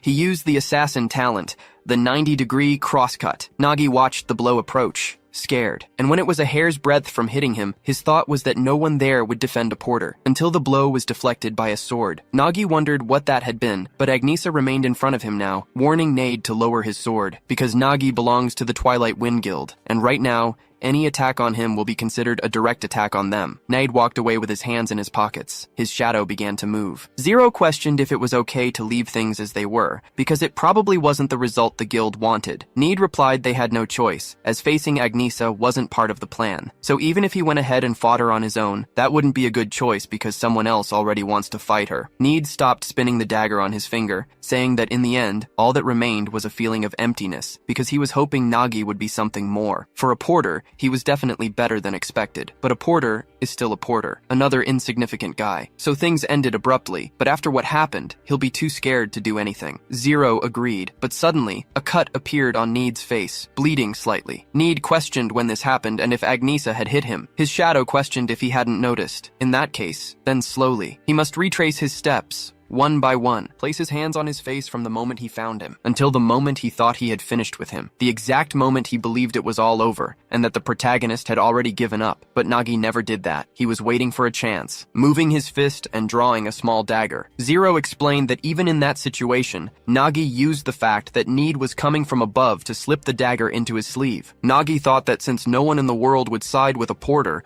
then he would protect himself. Throwing the dagger, that weapon went through the strike, grazing Need's face. Zero questioned how many times he had already told him. When he thinks his enemy is defeated, he lowers his guard, exposing a flaw and worsening his vision. Need licked the blood, saying that this had been very interesting. He wondered if he would have to take back what he said about him being disheartening, and Zero said he would personally deal with Nagi again. Back at the scene, Nagi tucked the dagger back into his sleeve, thinking he prepared this in case he couldn't get the equipment from his backpack, but he still didn't have enough firepower to defeat an adventurer. If Agnesa hadn't helped him, he probably would have been in real danger. He wanted to know who this guy called Need was, and if the Dawn Guild really sent an adventurer of that caliber just for simple revenge. Honestly, he didn't want to cross paths with him again. Nine placed a hand on his shoulder, questioning what he was thinking about so deeply. He must be scared. Stonemung said it was probably just scary memories. Nine continued that Need is notorious even within the Dawn Guild, because they control the assassin gang that even the guards ignore. Nagi said he heard a little about the Dawn Guild, but didn't realize they would do this, attacking someone in the middle of the city. Agnesa spoke that this was exactly what she imagined. It would be safer in a dungeon than staying in the city, and that's why they brought him. Just as she mentioned before, she wants to know why he doesn't join the guild at least for the duration of the dungeon raids. Nagi says he just has to keep doing his activities. But anyway, he was starting to feel cold. It was his first time seeing a high-level dungeon, this one being the cemetery. The cemetery dungeon was rank B. Nine laughed, asking if he was scared of that. Dungeons like these were easy for them, so he should believe in him and focus on collecting items while following his lead. Nagi thought he wasn't wrong. They were with gold and silver rank adventurers, besides Agnesa, who was at mithril rank. Having someone like that in the raid group meant it was practically done. His only worry was that normally in rank B or higher dungeons, it was crucial to assemble a team with balanced skills. But in this case, everyone is a warrior type. When a team leans so heavily to one side, it becomes harder to deal with unexpected situations. Agnesa took another step and ordered the group to stop. It seemed they were about to start the welcome party, with skeletons rising from the ground. The soldiers stared coldly at the group. Agnesa just released her flaming sword,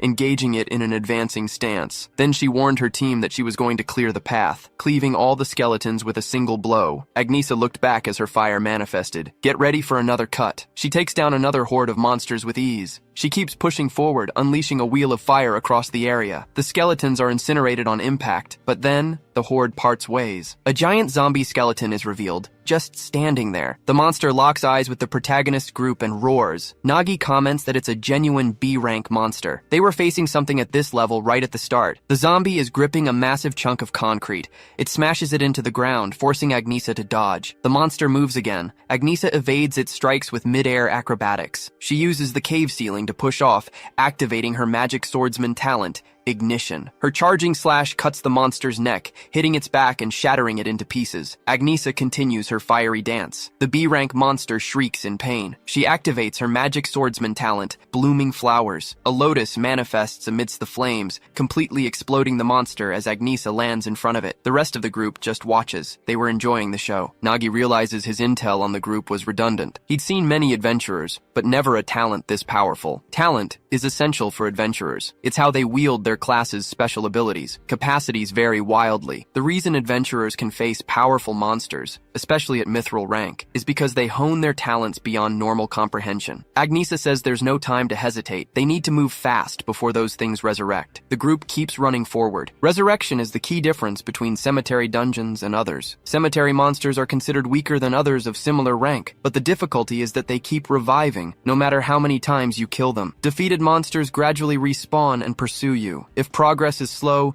you can easily get trapped on both sides. When that happens, the chances of clearing the dungeon drop drastically. That's why having a priest on the team to eradicate them permanently or using holy water is essential. The problem is, Both are expensive. The monsters are closing in. Agnesa announces the zombies have caught up. Nines suggests they should have brought Pororo. There's a priest who is a permanent resident at the guild. She's a demon in disguise, always demanding gold for everything. She asked for an absurd amount to join this expedition. He wonders if the guild is so poor they can't even afford someone like her. Agnesa tells him to save the excuses for later. She'll handle the enemies in front, and Stonemung needs to delay their advance. As for Nines, his role is to stay in the back, watch, and maybe cheer for them. Nagi asks if the knight isn't going to fight. Nines tries to explain. His chosen weapon was left behind at the guild. Nagi asks if he forgot his weapon. Nines claims they left in a hurry, so accidents happen. Agnesa retorts that accidents happen a lot with him. He's always forgetting things. Stonemung adds that he remembers when Nines showed up to a dungeon without armor. Nagi says it's fine. He brought plenty of equipment. He asks what kind of sword Nines prefers. Nines says a long sword or a bastard sword, but Nines doesn't decide. He grabs the protagonist's shoulder and headbutts him, calling him an idiot. Nagi asks what he's doing. Nines tells him to listen closely. He only fights with his sword.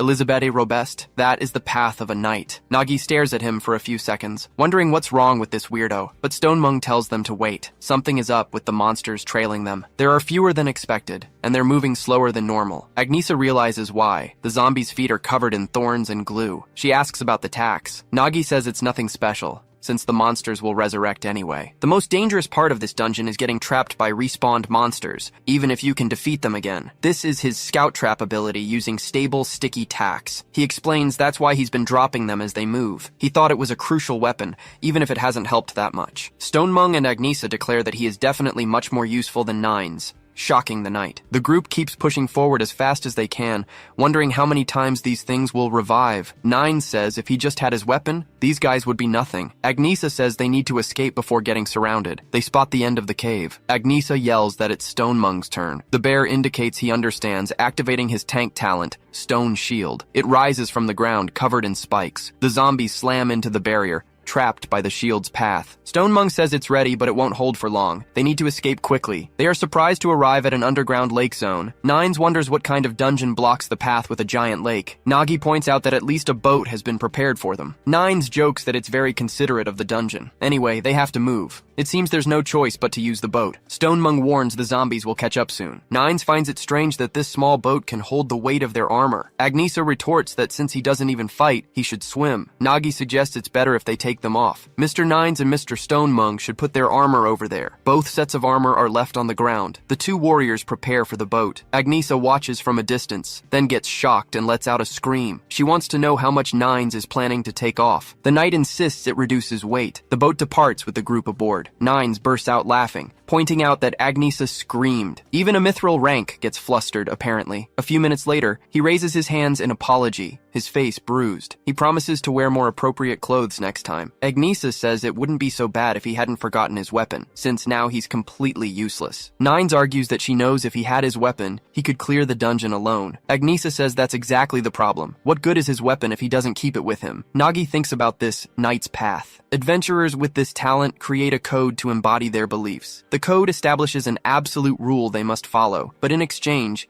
they gain immense power. Nines established a code where he cannot fight with any equipment other than his sword. It's a rule he must obey, and in return, his weapon is legendary. Nagi asks if that isn't considered a weakness, which is why most people keep their codes secret. Agnesa agrees, but this guy talks too much. There's no one in the city who doesn't know his code. Nines argues that even if they know, his sword is invincible. Agnesa comments that Nines has always been an idiot, so she'll let it slide. Anyway, she heard about his backpack. It's amazing, since whatever goes inside completely disappears. Nagi explains that the weight doesn't disappear. The moment you put something inside, it gets massive size reduction. Even with their armor inside, it weighs less than a crystal. Stonemung says that's much more impressive than Nines' sword, especially since the special food they ate earlier was absolutely perfect. Nines agrees, commenting that even Agnesa was busy eating bread while defeating zombies. Agnesa retorts that she has no time to eat, while he was just stretching during the hunt. Nagi tells the group to wait a second. It's about to start. Agnesa gapes in shock. Several boats are surrounding them. Small skeletons prepare to attack. This is their enemy. Nagi says it really is a trap to drown adventurers. Agnesa agrees. Fighting here puts them at a severe disadvantage. Nines asks why they got on if they knew it was a trap. The girl confirms his suspicion. It is a dungeon after all. There's no way they would place a boat just to help adventurers. Besides, they had no choice. She thinks the problem is worse than they expected. There are too many enemies, and now she is the only one who can fight. Even if she tries to intercept them, their boat will be riddled with arrows first. Nagi tells them to leave it to him. Fighting on the water is too cumbersome. They need to move fast and smash through instead. Agnesa asks if the backpack can really help them break through. Nagi confirms it can, but warns everyone to hold on tight. They are all stunned. Nagi unleashes his air compression technique. He injects the air, using it to boost the boat forward. The compressed blast propels the group ahead. Agnesa asks if it was wind magic. Nagi denies it, saying there was no magic involved. It was just compressed air being released. He discovered it when he left the backpack out on a very windy day. He found he could capture and store the wind inside its dimensional space. Releasing it all at once causes this effect. The zombie skeleton readies an arrow. It fires rapidly at the adventuring party. Nagi pulls a rope from his bag. He spins the rope as the boat speeds onward. The skeletons start to stagger. Agnesa yells to wait a moment and asks if he looked ahead. They block the entrance with a wooden barrier. These zombies laid such a meticulous trap against the group. Agnesa prepares herself, saying she'll break it somehow. Nagi tells her to wait. They've done enough for now. He'll help her. Fire and wind have good synergy. Agnesa understands and moves her sword. Nagi prepares to release the compressed wind. The connected technique was the Crimson Fang heat wave. The whirlwind closes in rapidly on the zombies. They are caught by surprise. Their barrier slowly begins to break. Then it explodes right there. The fire reaches the wood. Agnesa stands firm with her sword as the group advances. Minutes later, the boat is disassembled. Nagi asks if everyone is okay. They barely made it in time. Agnesa says the place beyond here looks like where the dungeon boss is. A fortress inside an underground tomb is grand scale. Nine says no matter how he looks at it, this is too hard for a B-rank dungeon. Stonemung agrees. Any normal group would have failed. The knight wonders why their guild always picks dungeons like this. Wouldn't it be easier to go for ones with good rewards? Agnesa says it's their job. Stonemung says it must be tough for his first dungeon, but the guild takes dungeons no one else clears. Nagi says it doesn't matter since it's their job now. Agnesa states that even if it's a B rank, they can't lower their guard. There are always problematic bosses, and at least he keeps moving in front of her. That boss had its eyes closed, but opens them saying they were very bold to set foot in his paradise. It's a lich. Nines questions it being a lich and calls it bad luck. Stonemung says it's his first time seeing one appear. Agnesa reflects that they are magic category monsters and always have unpredictable factors. She has already used a lot of energy fighting alone until now, so she triggers her sword's ignition. She has to defeat him before anything unpredictable happens. She advances rapidly with her sword toward the lich. Most zombie monsters are fools that blindly attack their prey, but the lich was different. As a being that knows it is devoid of life, it started analyzing Agnesa's movements and intentions. It quickly realized she was charging ahead to protect her allies behind her, and found an answer fast. Agnesa slashes, but the throne was empty. She wonders if the monster vanished, but the lich reappears with its traits, using warp magic. Then it calls the group foolish beings,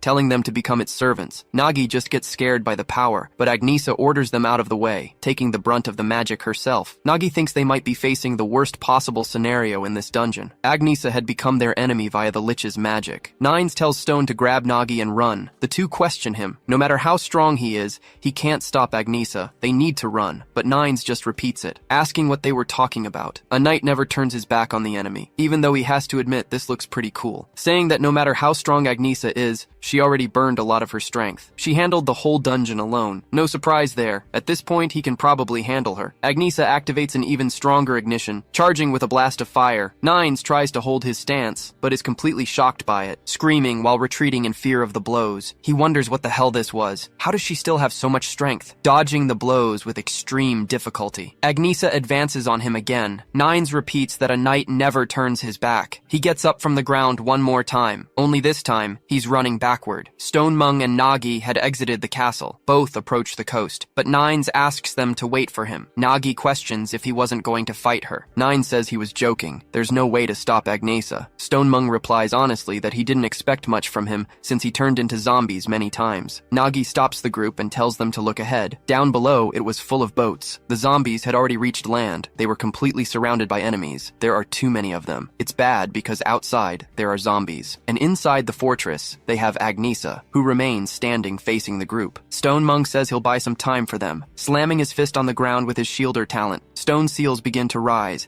creating a barrier that traps Agnesa. The girl just observes this, finding an opening amid the stones. She jumps as high as she can, using the stone seals as stepping stones. advancing to the place she desires. Stonemung says, as expected of Agnesa. She was so fast he couldn't even land a hit. She is closing in on his ally. Nagi is able to think for a fraction of a second. There must be something that just for a moment helps stop Agnesa's attacks, but it has to be good. A trick won't work twice on her, so he puts his hand in his backpack, throwing something, thinking it would work. Agnesa charges until the launched food nears her. The girl turns her eyes aside, seeing the porter's food capture technique. She jumps on the stones to grab the donut, thinking the bread had been captured. Nagi says he did it. It seemed she was under control, but still following her basic instincts. Nines laughs. The protagonist says they wouldn't hold out like this much longer. They need to find a place to hide in the fortress. Inside, Nagi breathes heavily, commenting that she didn't seem to be following them now, but at the same time, the zombies were climbing the cliff. They were trying to regroup inside the fortress, so they need a plan. Nine says it won't be easy. Agnesa was receiving help from the Lich. She should have been out of ether after clearing the dungeon alone, but since she was feeding on the Lich's power, the flames turned black. If it weren't for that, he would have defeated her. Anyway, he wants to know what this place is. Judging by the weapons in the glass, it seems to be some kind of armory. Nagi denies it. It doesn't look like zombie equipment. If he had to say, this place looks more like a trophy room. The two question this. Nagi says intelligent monsters like liches sometimes collect fallen adventurers' belongings as trophies. That's probably it, thinking the dungeon structure was very difficult compared to its level. And with a lich as a boss, it's not surprising other groups have fallen here. But there's something he doesn't understand. Why are there children's toys and objects that don't belong to adventurers mixed in? Stonemung says he heard a story once. As mentioned before, they usually go to dungeons that are avoided. When this dungeon appeared, it was notorious for repeated failures. But strangely, after that, people in the village started disappearing. They didn't notice anything unusual while exploring the dungeon. Nagi says it was a kidnapping dungeon. That means the monsters leave the dungeon and kidnap civilians. Nines repeats the concept, saying it hadn't been a dungeon break. He thought the monsters were trapped inside. Nagi says it was just a theory since kidnapping dungeons were very rare. Normally, monsters can't leave their dungeons because the energy field outside can't draw out their full strength. They only leave when something abnormal happens, like a dungeon break. Nine says he has something to confirm regarding that. They need to defeat this lich and find out for themselves. They have no other choice. He will defeat the lich, because a knight cannot stand idly by in the face of injustice. He asks where the other two were looking, but they say it was nothing. Nines declares that this time he'll do it right. He ties a blindfold over his eyes. From this moment on, he is denying his knightly vow and drawing his sword. Nagi warns that this must have serious consequences and asks if he's sure about it. Nines asks who knows. It was a personal vow, not an external force. Regardless, if he can land one solid hit on the lich, he might at least break its control over Agnesa. Stonemung asks what they should do to get him in front of the lich. Nagi asks if he can really pull this off. If they guide him to the lich, can he take it down? Nines says that's the wrong question. If the theory is correct, there's nothing else they can do. It is something he is obligated to fulfill. Nagi agrees.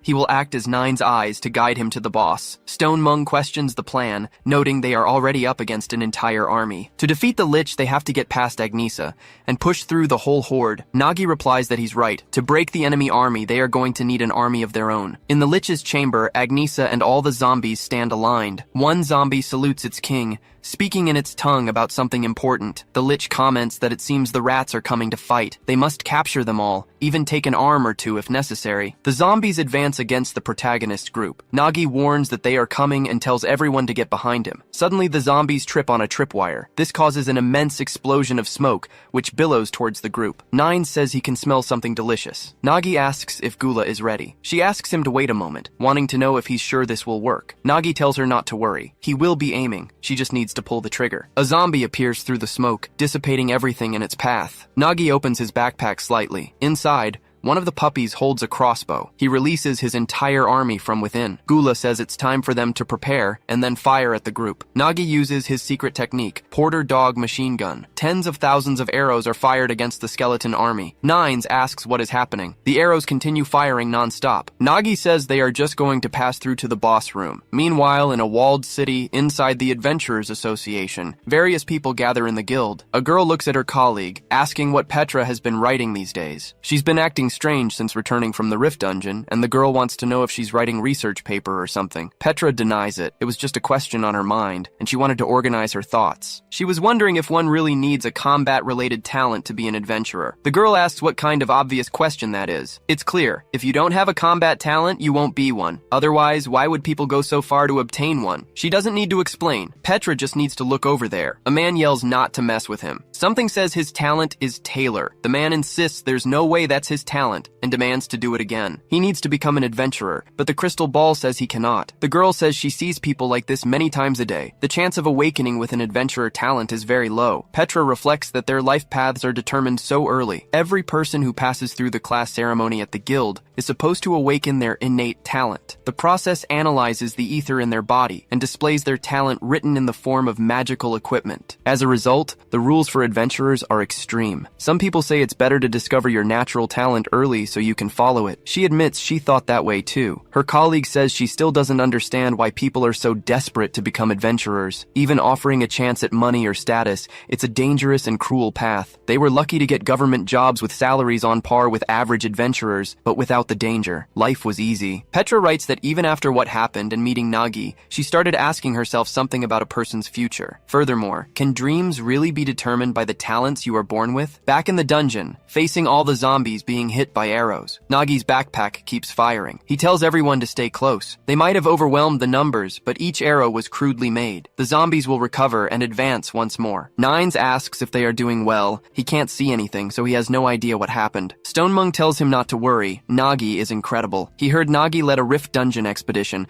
and the rumors weren't exaggerated. Nagi warns that they are near the boss room now. This is when the game truly begins. The zombies stand before the Lich. The group notes that, as expected, with so many enemies, it will be hard to reach the boss. But Nagi has a plan. He reminds them that the Lich dodged Agnisa's attack with a teleport. This means they can defeat it with a surprise attack before it reacts. Nine says that's no problem. He'll end it with one blow. Nagi tells him to wait. Speaking like that will let the enemies hear them. Nagi thinks that to reach his target, he must cross the zombie soldiers blocking his path. But they aren't fighting them anymore. He doesn't need to fight everyone anyway. He fires an arrow tipped with an explosive mushroom. However, it approaches the chandelier, getting close to its lamp. Nagi thinks all they need is to change their perception. Zombie creatures by nature rely much more on their sense of smell than sight. According to the renowned book on zombies, Ghost Walk, there was a man who explored by covering himself in zombie corpses to pass through an entire army. They don't have any bodies to use right now, but luckily, his backpack absorbs the scent of the location the entire time. Nines asks what that horrible smell is. Nagi tells him just to endure it for a bit, because they won't recognize them. They are moving straight toward the Lich. The zombies continue walking right past them. Stonemung pretends he is a zombie and is hungry. The group successfully crosses through the zombies. The Lich asks if they were trying to pass with such a stupid trick. They are idiotic little rats. It wants to know if they think these tactics will work on them. It uses fire hole magic. The zombies are dazzled by it. The Lich wonders where the rats are hiding, then turns around. Stonemung slams his fist on the ground. A stone wall rises up. Nagi climbs atop the wall, warning Nines that the Lich is right in front. Nines mentions those lovely things, and then gets pushed. Nagi warns that Agnisa is there. He's going to use bread to divert her attention. They will only get one shot at this, and Nines understands. He grips his giant sword tightly. He will end this with his single strike using the night talent. The Lich begins to use its teleport, but Nines declares it isn't going anywhere. He cuts through even the magic, intending to split it in half. However, his face is struck by a shoe. Agnesa kicks the boy away. They wonder how that happened. Did Agnesa not eat the bread? There was no way that should have happened, unless Agnesa was full. Stonemung notes she has eaten a lot up until now. Nagi says it's not too late and Nines needs to try one more time. The knight begins to scream with his energy. A soul forms around him, stating that the knight broke his knightly path and brought dishonor. Therefore, it will deliver judgment, judging Nines with chains. Nagi tries to call out to his friend, telling him to dodge because the knights are coming. Stonemung said he'd hold them off for now, blocking the way with a stone wall. The zombies started climbing. Nagi climbed down the rock toward his friends. Stonemung told them he couldn't keep the wall up for even 5 more minutes. His ether was fading fast. They needed a plan. Back at the Adventurers Guild, the blue-haired girl explained that ether was the reason. Like Petra said, there are untalented people who want to be adventurers, but the decisive difference between them was ether. Only combat-related talents could accumulate and refine ether in their bodies. Low-level monsters could be handled by normal people with regular training, but against high rankers or the dungeon bosses found in everyone. Without ether, defeating them was simply impossible, so she wondered how they could ever become adventurers. Meanwhile, Nagi stood before the Lich. An explosion ripped through the area. Someone yelled to hold them back and told the protagonist to run. Nagi said he couldn't do that. Nines replied that it was an adventurer's duty. They failed the subjugation, so it was their responsibility. The Lich commented that this was pathetic. He wondered if they thought he'd let a single rat escape escape after sneaking into his palace. The adventurers cursed him as the magic moved, striking the group moments later. Nines and Stone Mung screamed in pain. The Lich just floated there, facing them. He declared they weren't even worthy of being entertainment. They were no better than insignificant worms, unworthy of facing him directly. So, he hoped to enjoy himself another way, the sight of former comrades taking each other's lives. It was one of the most beautiful things to see. Agnesa stepped forward. The fire attack approached the protagonist. He watched it, slightly terrified. In the Adventurers Guild library, Petra was studying. She analyzed a book discussing how a talentless man could become an adventurer. Her colleague appeared, surprised to find Petra there. She wanted to know why Petra was so obsessed with this, digging through old books. She thought she'd explained clearly. Without talent and ether, you can't become an adventurer. Petra said she agreed and used to think the same way. But recently, she met someone who made her question it. She asked if Rasha knew how many dungeons porters normally participated in per year. Rasha said if they worked hard, maybe 2 or 3 times a week max. So, about 100. Petra confirmed that normally it was about 100, sometimes 150, but according to guild records, there was one porter with nearly 300 subjugations a year. Rasha asked what kind of person that could be and if they ever rested. For a porter to be that obsessed with dungeons, they must either be completely addicted to money or harbor an absurd hatred for dungeons. Nagi defended against Agnesa's strike with his sword. The fire attack closed in. The sword began to fragment from the heat, snapping in two with Nagi's deflection. He thought that if he was going to face her, he couldn't let a single strike through. It was more than just the difference in equipment quality. There was a real difference between Agnesa and him. He made another defense. Another of Nagi's swords broke, so he pulled a shield from his pack. He stood firm. He thought that he only had one advantage. When adventurers are clearing a dungeon, the porter has nothing to do. The only thing they can do is watch the adventurers fight, and that's what he knew, from Agnesa's swordsmanship to her habits. Every strike of hers began with an ignition at the sheath, followed by her sword technique. But even knowing that, the attack happened in an instant. Just reacting wasn't enough. Agnesa prepared an attack, raising her weapon above her head. Nagi reflected that the time between hits was 2 milliseconds. If he waited to see the movement before dodging, it would be too late. He dodged 2 of her strikes. He knew he had to nail his next move, anticipate the flow of her swordsmanship, and move before she attacked. Even so, she was faster than he expected. He needed to act in at least half that time. He wondered if this was the limit of his reaction speed. Nagi reflected that with this sense, he should be grateful to Durakan. After taking a hit from him,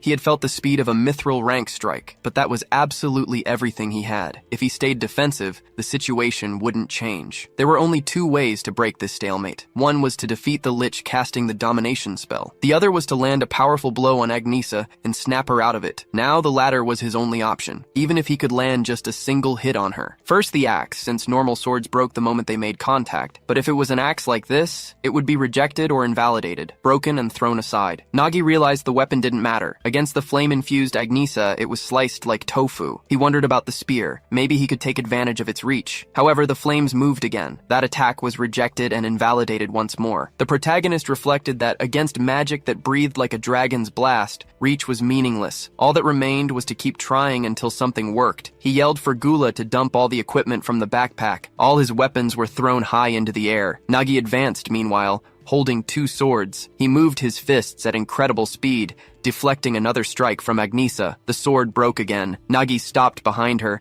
grabbing a long sword stuck in the ground. He deflected another blow with extreme ease. However, the wheel of fire moved. Even though he could move, some of his weapons were snapped in half. Nagi moved quickly with a dagger in hand, striking her sword once more. Little by little, the fire weapon began to break. Nagi realized her equipment was also sustaining heavy damage from the temperature. He just had to hold on a little longer. Nagi grabbed 2 more swords. He thought, just a little more. He attempted another flurry of strikes, attacking Agnesa without giving her time to rest, constantly deflecting her blows. They stared coldly at each other as another volley occurred. Their battle was like a swordsman's dance, with weapons breaking at every turn. Agnesa prepared her sword once again. She used fire flower. Nagi emerged from her attack completely burned. He thought this was his limit. Then, Agnesa's sword broke. The girl advanced with another kick. Nagi thought his body had given up first as he was thrown into the air. He screamed in pain. The Lich watched the battle, laughing. He commented that this was amusing, an unexpected source of fun. Until now, the adventurers who came here were nothing but trash. But Nagi was worthy of his dungeon. He should surrender his strength. If he did, the dungeon would expand beyond this place and devour the entire kingdom. Thanks to Nagi, his dungeon would grow stronger. He thanked him, for he would rebuild his empire. Swords continued to fall to the ground. Nagi remained kneeling there, his body drained of strength. He said a monster planning to invade the world was dangerous, so he couldn't let him escape. All monsters had to lose their lives along with the dungeon. He asked how many weapons were left. Gula replied there was only one. Nagi drew the final sword, saying it was just one chance. He wondered what he should do, but he just closed his eyes,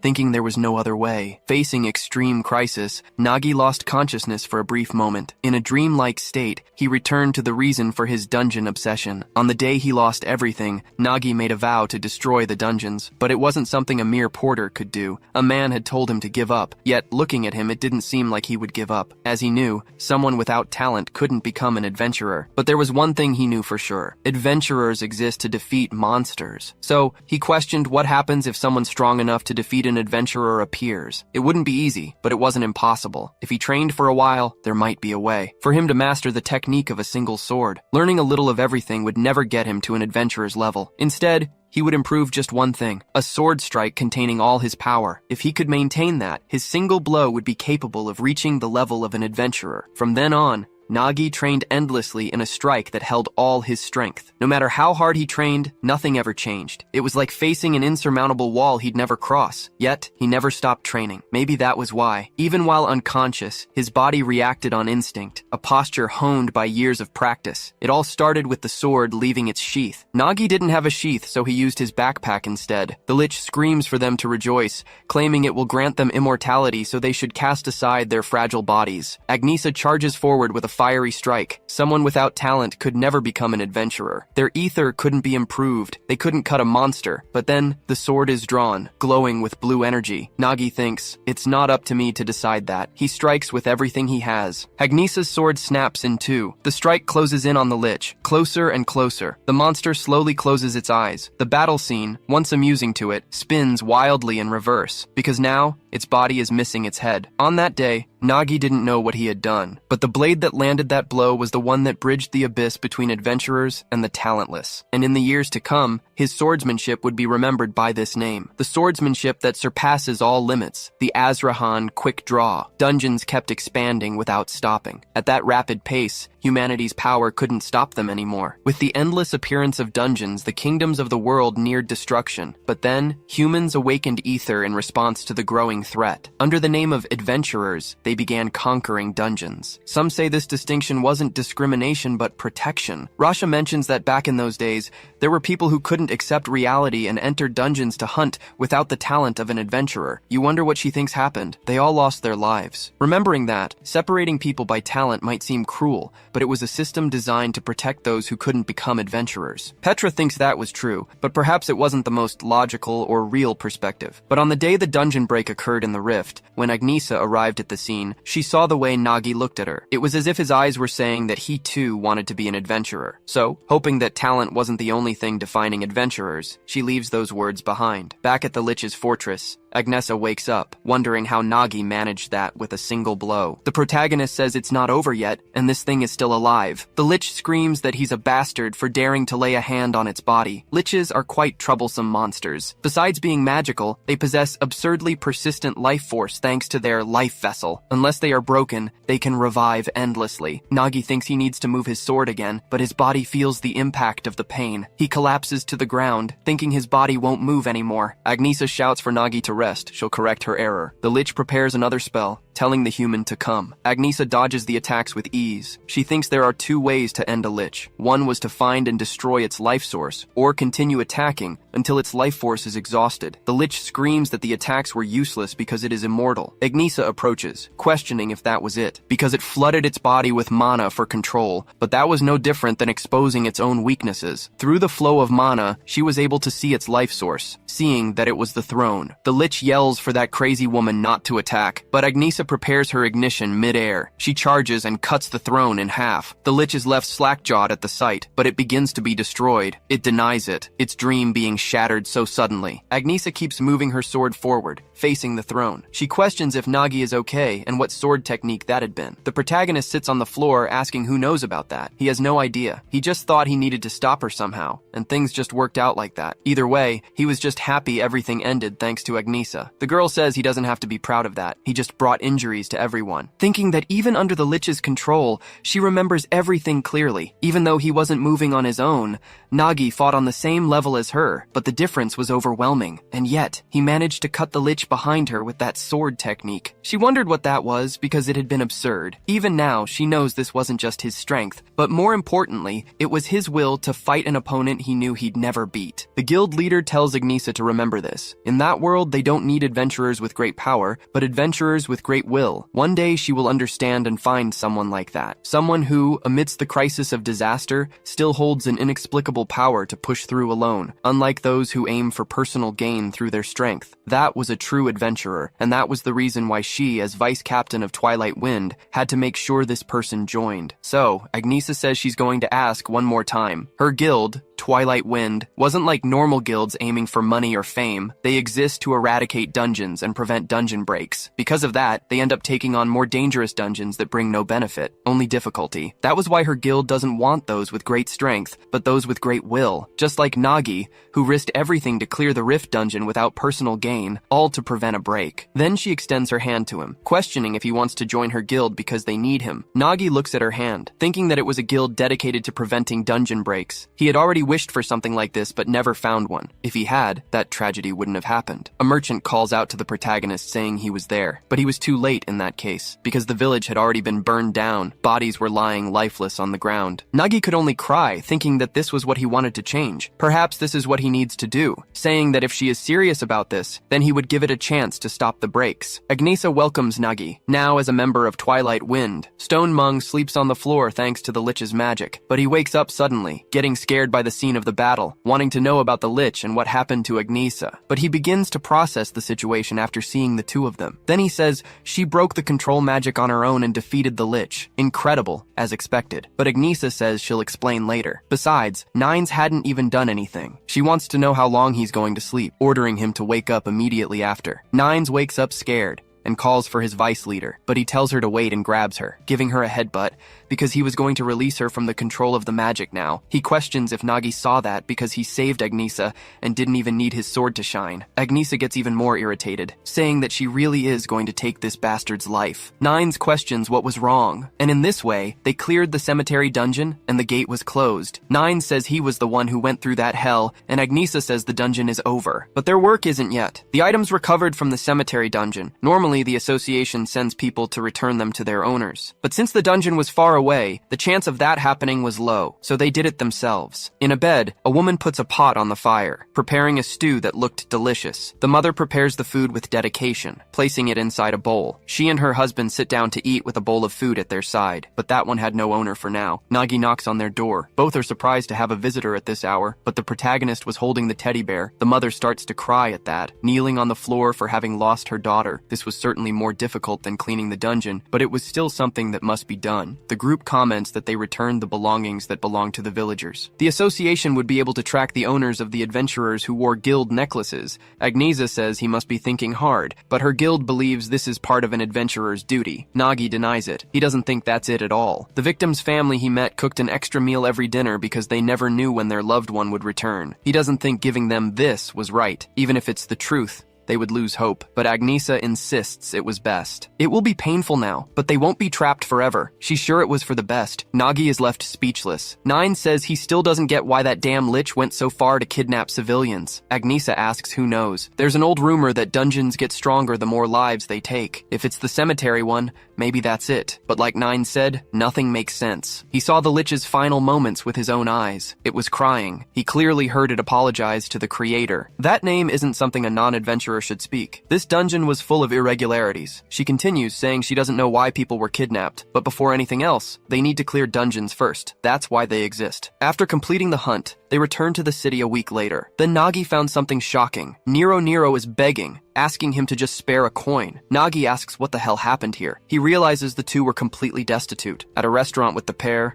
Nero eats while yelling about the food. Deshtar does the same with his bread. Nagi tells them they'll choke at that pace and to eat slowly. If he understood their story correctly, basically, while he was away for a week in the cemetery dungeon, these two were throwing a tantrum, yelling at Anne to let them join because they invited their leader too. They claimed to be genius adventurers, and that she'd regret not letting them in. Anne reflects that these two were annoying annoying, and hours had already passed. She tells them that from what she heard, he wasn't even their real leader, and they were tricked. She realizes reasoning isn't working because they won't listen. But wait, there was a method that might work. She says in that case, she'll give them an entrance test. The two say they'll pass no matter what. Anne asks if that's so. Their entrance test was to gather 5,000 gold. They were broke, but they tried. Nero says even combined they don't have 500 gold. Deshtar comments the only tasks they can take are pest control, paying 30 gold. At this rate, they'd never join and would get fired, until a strange man approaches, asking if they need money and if they dreamed of getting rich quick. He said to put money in to earn more now, or they'd miss a rare opportunity. The two say this was the method. They didn't know it was the fastest way to get money. The man says it's starting, and calls them losers. Nero and Deshtar question this. It was also the fastest way to lose money, ending up with nothing. Nagi summarizes, they gambled everything away and starved for days. Deshtar says the leader saved their lives. The protagonist reflects that he knew adventurers were stubborn, but these guys are idiots. The entrance test was basically an excuse to extort them. Deshtar says he heard vice leader Agnesa personally invited him, but he rejected it. Nagi tells them he actually ended up joining in the end. The blonde gets surprised and tells him to ask them to let them join too. But wait a second, this was their test. If they don't pass with their own strength, it's meaningless. But he thinks along with Nero. They say it's still a lot of gold and they want his help. Nagi wonders what to do. All his weapons broke in the dungeon,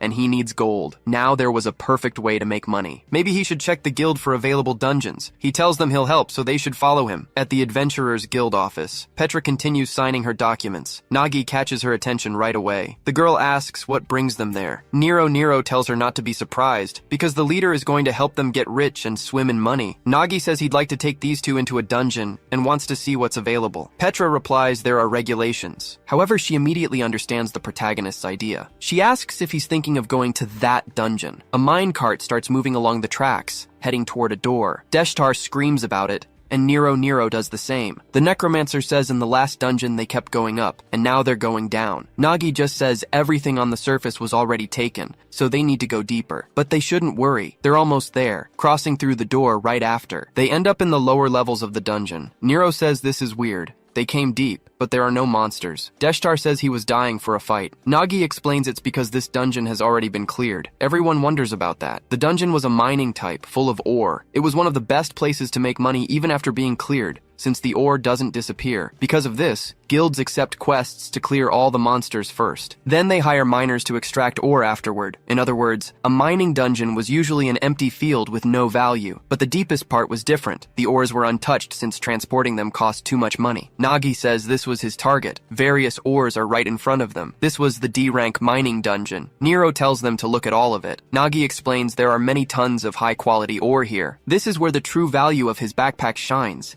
It can solve the entire transportation problem, saying that now that they understand, they need to get to work. He pulls out a pickaxe. The two are terrified by this. A few minutes later, the group starts working. Deshtar asks why every time they enter a dungeon they end up like this. Nero says he wants to fight some monsters. The protagonist wipes the sweat from his brow. He says he used to do this kind of work all the time, but he thinks it's been a while since he got exhausted in just a few hours. Besides that, he thinks that, as expected, the sword technique had been too much for him. His body still wasn't fully recovered. He wonders what that was. It felt like he put every piece of himself into one strike, a sword technique that rivals an adventurer's talent. If he can really do that on his own, Gula appears from the backpack and calls the protagonist. The protagonist says she must have smelled the ores and came out. If she looks around, she'll find plenty of stones and mana to eat as much as she wants, but Gula denies it. Suddenly, the puppies start pushing her. Gula says these kids wanted to help him. She puts a miner's hat on her head, telling them to get all the ore off the ground. The puppies start mining and carrying ore. They split into two groups with their own tasks. Nagi comments that these guys are good. It makes sense. Dogs have solid coordination. Thinking they asked for 10% of everything, but they were still efficient, and he was fine with that. Besides, he says things seem to be going well. Then he calls Van and Nero so they can eat, but notices something strange has happened. Nagi committed a critical error. There were certain taboos and jinxes one should never trigger inside a dungeon, like saying the dungeon is empty or easy. The moment those words are spoken, the difficulty spikes, and Nagi forgot something important. Van and Nero are idiots. Deshtar says at this pace, they'll be trapped for weeks just gathering ore. The most terrifying thing about idiots is when they start thinking, asking themselves if it wouldn't be easier to just smash everything. No adventurer could ever do that,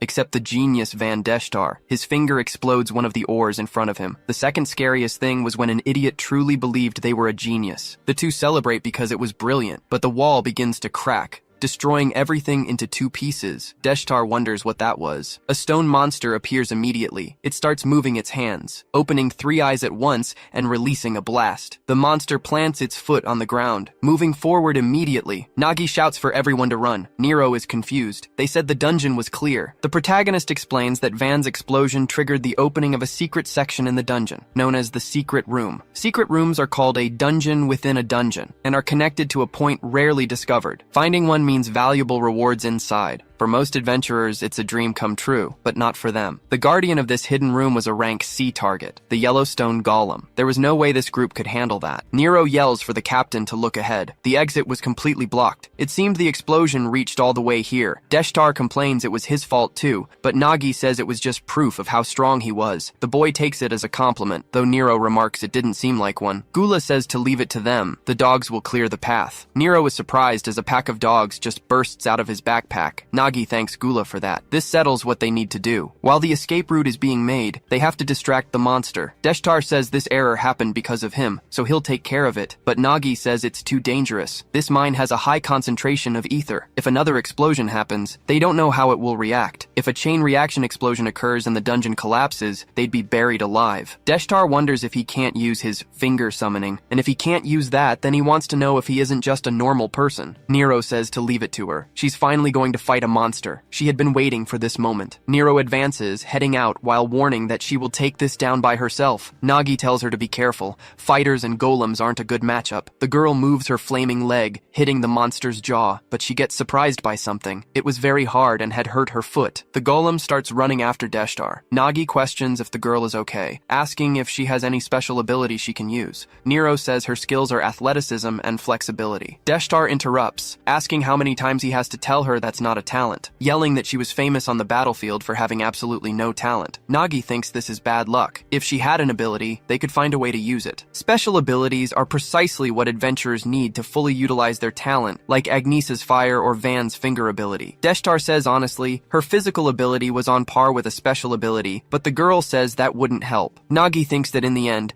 the only thing he can do is the sword technique from before. The only weapon he has now was that thing he got in the graveyard dungeon. The group is surprised to see the relic. Nines says even if it's not super valuable, it seemed useful, and Stonemung wonders what to do. The knight questions if he can have it because he liked the design and it was pretty. Agnesa says she's going to be clear, because a certain useless person who did nothing throughout the dungeon was trying to take the relic. Stonemung says he couldn't even use the weapon. Agnesa speaks up. If everyone is okay with it, she would like to give this relic to Nagi. His equipment suffered a lot of damage in this fight after all. The protagonist thinks that even being a low-level relic, they are meant to be useful for adventurers. Being the Blade of the Dead, it was on a completely different level than the store-bought weapons he was using. If he combines the relic's power with the sword, then he could cut a golem. The problem was the preparation time. The technique requires focus and a lot of time. So he tells Nero and Van to hold on a little because there is a way to take it down. Nero says to leave it to her. Even she can handle this. Nagi shouts to be careful because if they take a hit, they'd be wounded. The girl advances toward the golem. She thinks she doesn't have the attack power to break through the golem's defenses, but the monster tries a palm attack. Nero dodges, jumping off its hand and starts to climb, speaking that when it comes to running, she's the best. The monster tries to attack her again, approaching with its palm, but she just looks back. Nagi draws the sword, thinking everything starts with the unsheathing, but nothing happens. Nero descends from atop the monster, performing a few more acrobatics in the air until reaching the ground. The monster looks at her kinda weird, following the girl's movements. Nero says if she couldn't do this, she couldn't be an adventurer. Deshtar watches this from afar, talking about his friend. She was getting impatient again,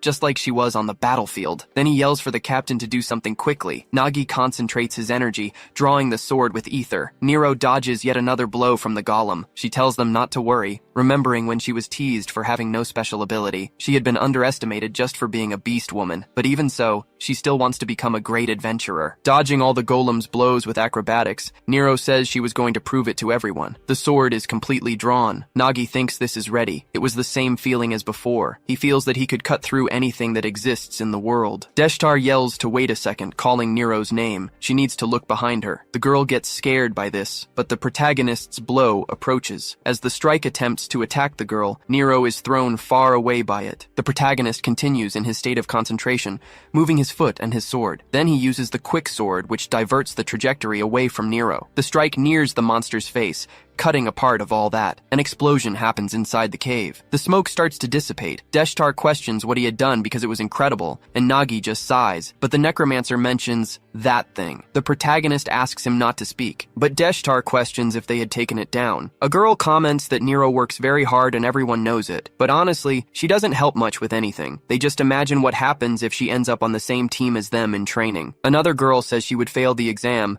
since she was the only one there who didn't have a special ability. Seriously, they asked themselves what a beast woman was doing trying to become an adventurer. She only ran errands for them. Besides that, she's a black cat and brings bad luck. Nero sighs, panting after the battle. Deshtar questions if she was okay, and the girl confirms, but she wants to know what that was just now, and if the captain really defeated the golem. Nagi speaks that he wasn't able to. At the last moment, he lost focus. Amidst the smoke, the golem emerges with an immense wound on its shoulder. Nagi says he must have missed. The golem looks at the group. Deshtar says she flew into the captain's field of vision and blocked his aim. Nero wonders if it was all her fault, crying over it, while Deshtar says this doesn't seem like her. Nagi stands up speaking that it wasn't her fault and he was the one who committed the error. His technique was still incomplete, and that was the reason, thinking that if he had mastered his swordsmanship technique, he could have landed the blow without hitting Nero. But with his current condition, that wasn't something he can do properly. His body reacts to it, and half of him felt broken. The golem tries another blow, approaching while using a burst of fire. The group says that thing looks furious. Nagi says first they need to, but the golem's stones interrupt his phrase. They fly toward the group. This was the stone breath. The group starts to fall through the floor, falling into a corner much deeper underground. The golem remains standing together with the stone. Nagi crawls out from under a rock, asking if everyone was okay. Van says he was more or less okay, but wants to know what they should do. The golem moves its hand, approaching Van and Deshtar very quickly. The necromancer just screams in fear. Nero yells that it shouldn't dare touch her group,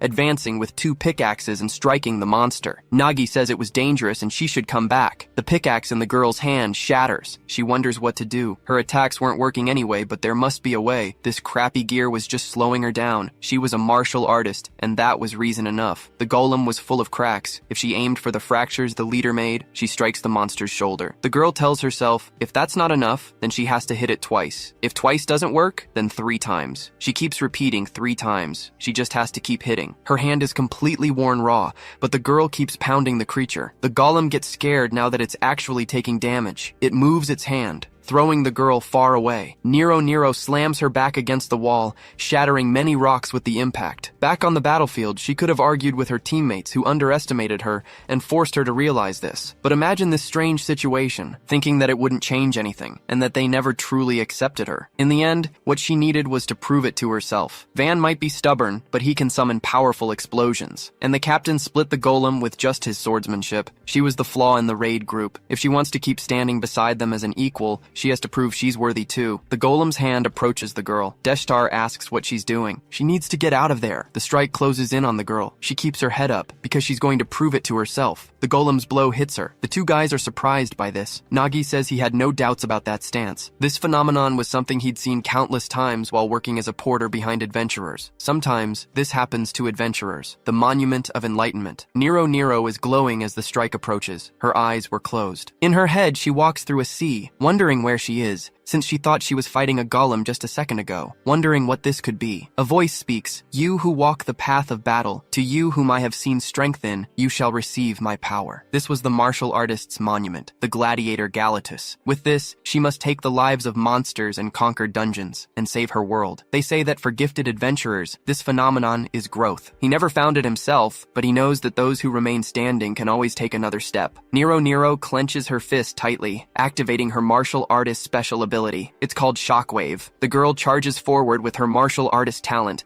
striking the golem's head and destroying it quickly. The monster is surprised by all of this. Its chest has 4 holes caused by Nero's shockwave, the neon punch. The golem starts roaring as it falls. The 2 team members are impressed by this. That golem finally disintegrates. Nero looks excitedly at her fists and says she got super strong. Special abilities were talents adventurers are born with, continuing to grow according to their class. This guarantees physical and agility improvements. But great growth comes from the Monument of Enlightenment, which appears when a significant event occurs. occurs, granting unique powers. For example, Stone Mung gained the Elder's Wisdom. Because of that, he gained a Stone Mage ability that allows him to use defensive spells. But if he had acquired a nature magic spell, he could use wood spells instead. In this way, special abilities share the same talent pool. The little dogs finish clearing the rocks. Nero tells them to move aside because she's going to break this. She squeezes her fist with energy. She activates her shockwave talent, using the Neon Fist advance. The little dogs are impressed, and Nero says her ability was really amazing. But suddenly the rebound hits her. She comments that her head is suddenly spinning. Nagi tells her to stay calm. It's a symptom of exhausting ether, and happens when you use too much. Ether is the energy that allows adventurers to use their talents. Getting exhausted after using the ability twice means it was very strong. Nero asks if Van heard that, because her special ability is awesome. But then she gets completely shocked. Van Deshtar wonders what that thing in his hand is,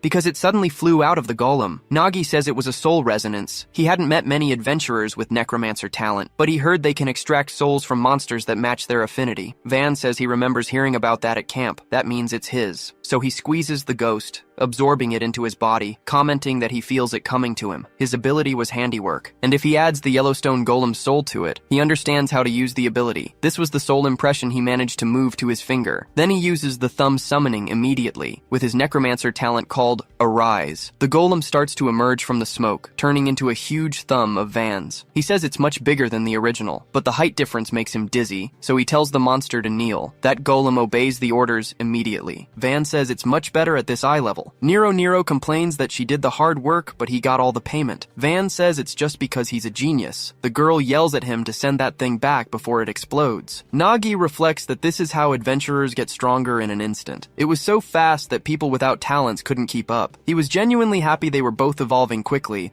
since the world needs more powerful adventurers to clear dungeons. Then he tells them to calm down, because they've already taken down the Guardian, so all that's left is to check the hidden room, lighting a candle while telling everyone to stay alert. Even though they defeated the Guardian, no one knows what might be inside. If the reward is good, they don't need to mine and could easily reach their goal. Van says he wants something high value because he wants to join the guild soon. Nero agrees, since they were only saving money from mining. Nagi says those two seem close, wanting to join the guild together. Most people split up after training. He wonders how they ended up like this. Van says he doesn't remember, and wonders when they started hanging out. Nero repeats the moment they became friends. It had been when she was behind the door and someone called them brats, because they should stop talking shit there, since that doesn't work together with the future genius adventurer like him. And everyone gets scared because his clones were close to exploding. Nero says there's no need to even ask about that, since it was natural for the top two in the training center to team up. Van says that's how it was, and agrees. Then Nero says that now that they have special abilities, the two of them are unstoppable. Deshtar comments that there was something making him curious, wanting to know what exactly the captain's backpack was. Nero says she was thinking about that too, because weird stuff keeps coming out of it. Deshtar questions if he doesn't have swordsmanship talent, but Nagi says it was rare. Usually people get talents compatible with their class during the ritual, but in rare cases it wasn't a talent, but a special weapon. His backpack was one of those cases. Nero says she didn't even know about that kind of thing, and wants to touch his backpack. Nagi tells her not to even think about it, but to her it would just look like a normal backpack with a bottom. However, when the captain puts his hand in there, just like that, there were even lollipops. Nero says that's magic, but Nagi says this backpack stores everything perfectly, so they're still fresh. The girl comments that with this ability, he could be rolling in money. Deshtar agrees, since he wouldn't even need to clear dungeons, and it had infinite uses. Nagi says that if it were just for money, yes, but he tried using it for all sorts of things, starting with selling food to famous restaurants. Then he started transporting large quantities of supplies too, but he didn't do it to get rich. If he could help an adventurer deal with another dungeon in this world, that was enough for him. Then he says they seem to have already reached the end of the secret room while they were talking, and there it was. This must be the secret reward with strange statues. Nagi says it was something rare called statue exchange. If you show something, you'll receive a reward in return, but they shouldn't worry. He puts the backpack on the floor. He comments that this statue doesn't ask for valuables or expensive things. They figured it out by looking at its clothes. It looked like a farmer. So, for a farmer statue, a simple potato should do the trick. The statue's eyes started glowing. A smile spread across its face. Then, it spat a gem out of its mouth. Nero shouted that it was just a rock. Nagi said that this alone was more than enough to hit their quota. The girl told them to try trading with the next statue too. The protagonist analyzed analyze the next one. Seeing it looked like a mage statue, he figured he needed mage-related things. He wondered if a magic stone or something similar would work, but the monster just stared with red eyes, enraged that he failed its test. Nagi stated he'd failed. He didn't think something like this would happen. The two wondered if they only got one chance. The water here felt dank and disgusting. Nagi said that was his weakness solution, and they really needed to be careful with the last statue. It was a zombie statue. They said it was their last test, so they'd better not mess up. They needed to win here. If it was a zombie, it must want human flesh or blood. Van wondered if he should offer his finger or something. Nagi told him to wait. He had something that might fit. Maybe bones grabbed from the cemetery dungeon or fresh meat. But hold on a second. A zombie used to be human. Maybe it wanted something different. He thought it might be similar to the farmer. That meant maybe what it wanted was a golden apple. The two wondered if the captain was joking. They were done for. But Nagi told them to calm down. It was a gamble, but this apple was from a southern region and held purification energy and divine power. If he was right, maybe what the zombie wanted was to be healed. A drop from the apple began to trickle down, falling onto the zombie's hand. It started to shine.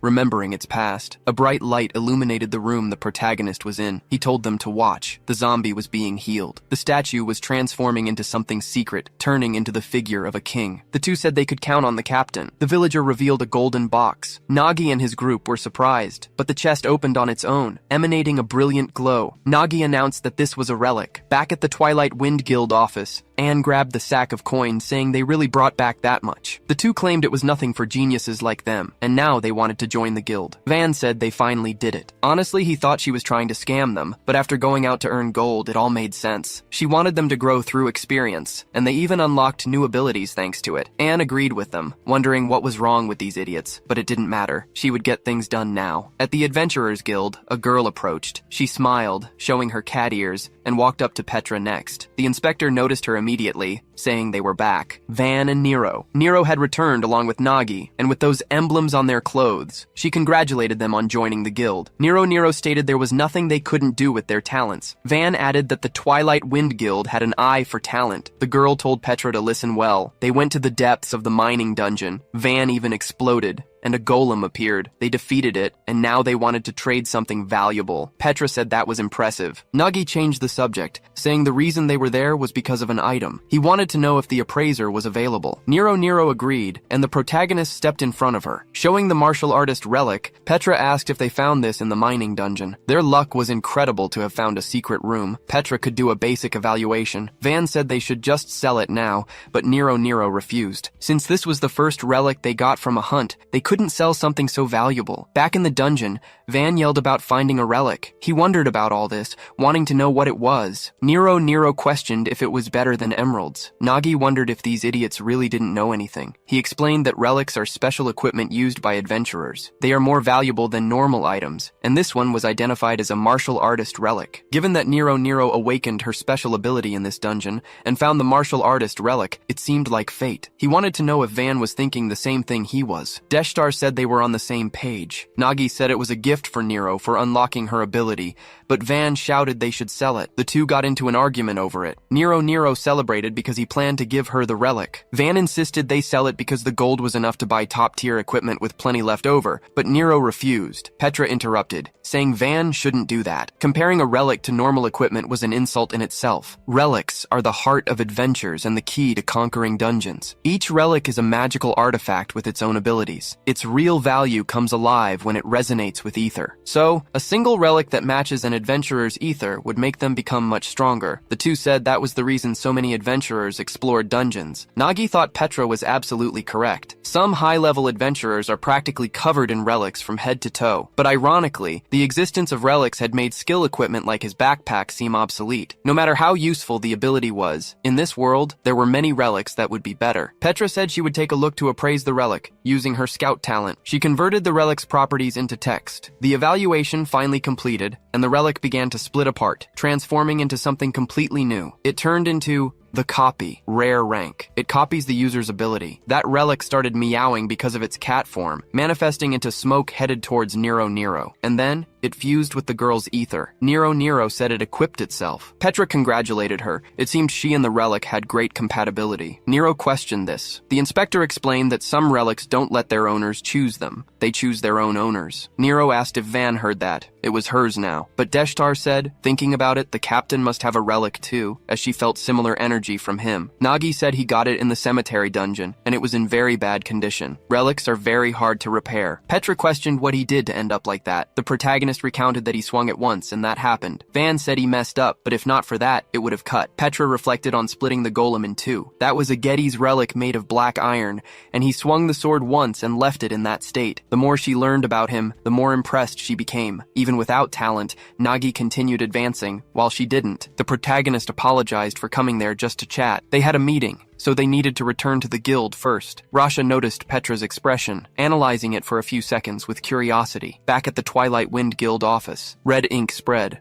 marking an X. Agnesa said that made the 30th dungeon that had a recent break. It was forming a single line, and these breaks were happening in a pattern. It was too coincidental. Each of these dungeons was directly connected to the Dawn Guild. If this pattern continued, the next dungeon that would break was right there. They needed to go ahead to prevent the break. A direct confrontation with the Dawn Guild was going to happen. The master of that guild warned them not to allow failures or interference. Starting from the rift that V personally interfered with, the cemetery dungeon, which was certainly going to experience a break, they had been interrupted many times. That was the exact reason why, no matter what happened, they must ensure the dungeon break, even if it meant eliminating everything in their path. But Need questioned what the commander was worried about, since Y was already in that dungeon. As long as something was in that woman's interest, she moved like a viper and never let go. So he didn't want to get involved with her if he wanted to help, and that same woman gave him a very specific warning. Agnesa was her target. The girl stood in her room, analyzing the board. She reflects on the Dawn Guild. They were planning something. They always orchestrate a break, then fix it themselves to deflect suspicion. She just doesn't understand their goal. Suddenly, Nagi knocks on the door, asking if Agnesa had sent for him. She remarks that he's finally arrived. The protagonist mentions she had a task for him, and she confirms it. Her guild, Twilight Wind, decided to clear an A-rank dungeon that was on the verge of breaking. Van and Nero declared they would handle it, excited to finally have a real mission. But Agnesa told them it was impossible. They were both far too weak for such a task. The two shouted that she hadn't even seen their talent, mentioning they even stole a golem's soul, but Agnesa insisted they wouldn't survive that dungeon. Nero was surprised immediately after. She wondered if it was because she had started sensing ether, but now she could feel the aura around the vice leader. Her ether was on a completely different level. That meant Agnesa was right. They wouldn't be any help at all. Nagi said that if she called them there must be a reason. Agnesa confirmed it, explaining that Nines' group and he were planning to clear the dungeon. She wanted to know if he realized that this dungeon suited the protagonist perfectly. It was located in the Northwest Canyon region, a massive underground labyrinth with a pit, also known as the Ant Nest Dungeon. Nagi, Nero, and Van were going to clear this dungeon. It would be their first mission as members of Twilight Wind. And for this dungeon invasion, Nagi would be the group leader. The protagonist questioned this. After all, he was just a porter. But Agnesa asked if he didn't know. When she recruited him for Twilight Wind, it wasn't as a porter, but as an adventurer. So for this mission, she wants him to assume command and lead the dungeon clear. And thus, Nagi's first mission as a group leader began. But ahead of them lay unexpected challenges. They were beyond anything he could ever imagine. Ants kept marching forward,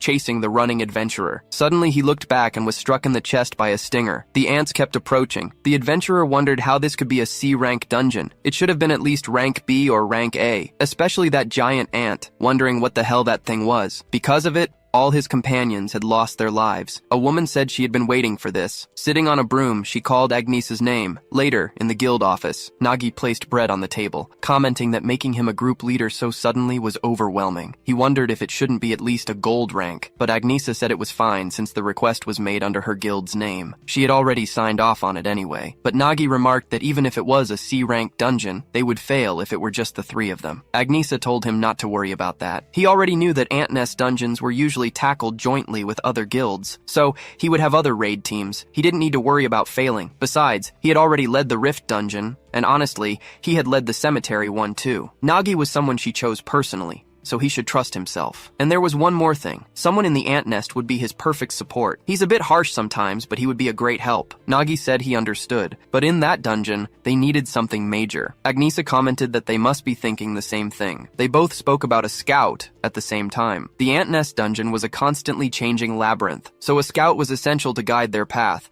not forgetting the clearing aspect. Agnesa said exactly. She was trying to find one, but even as mercenaries, no one wanted to go. At the Adventurers Guild, Petra apologized to some adventurers until she recognized them. Ring was a silver rank scout. She commented that they hadn't seen each other since training school, and Petra mentioned hearing she had joined a guild, but Ring told her to wait. Petra was speaking too casually. Even if they were friends in training school, Petra was still a white level. Meanwhile, Ring was a silver level adventurer, unlike her. Petra might have had good grades before, but in the end it didn't make her an adventurer, so she should know her place first. Petra agreed and apologized to the adventurer. She didn't mean to offend her. Ring said she was sure she'd see her around, hoping that after some jobs she might pass the time. Rasha asked who those people were, and Petra replied they were school colleagues. It was because of the stereotype that scouts who became inspectors were a waste of talent. A scout's talent is used to lead a group on the front lines during dungeon exploration. Outside of dungeons, they are used in many other ways. Sometimes they choose to become inspectors instead of adventurers. But the truth was, inspectors are viewed as failures who gave up on their talent or spirit to become adventurers. Rasha said she was the perfect example. She thought she had adventurer talent, but she lacked the skills or mindset to be a scout, so she became an inspector. But Petra wasn't like her. Petra could become an adventurer. That was why everyone was shocked when she said she would become an inspector. Petra replied it was because of her grandfather, who was completely against her becoming an adventurer. Rasha said he was a very strict guy. Petra denied it. He had been crying, begging her not to. But her friend questioned if that was really her decision. She wanted to know what Petra really wanted. She read the paper Petra had been working on recently. It seemed more like a diary than a thesis. She started reciting about the way Nagi looked at Lady Agnesa. Rasha said she thought the same way, the way she looked after returning from the Rift dungeon with the porter, Nagi, and how she looked when she heard they were going to the mining dungeon. It seemed like she was screaming that she also wanted to become an adventurer. Petra ran towards a room, walking through the hallways as she thought. She said Rasha was right. The truth was, she always wanted to be an adventurer, so she got stuck in the training center without her grandfather knowing. When he eventually found out and cried, she realized something. More than her dream of becoming an adventurer,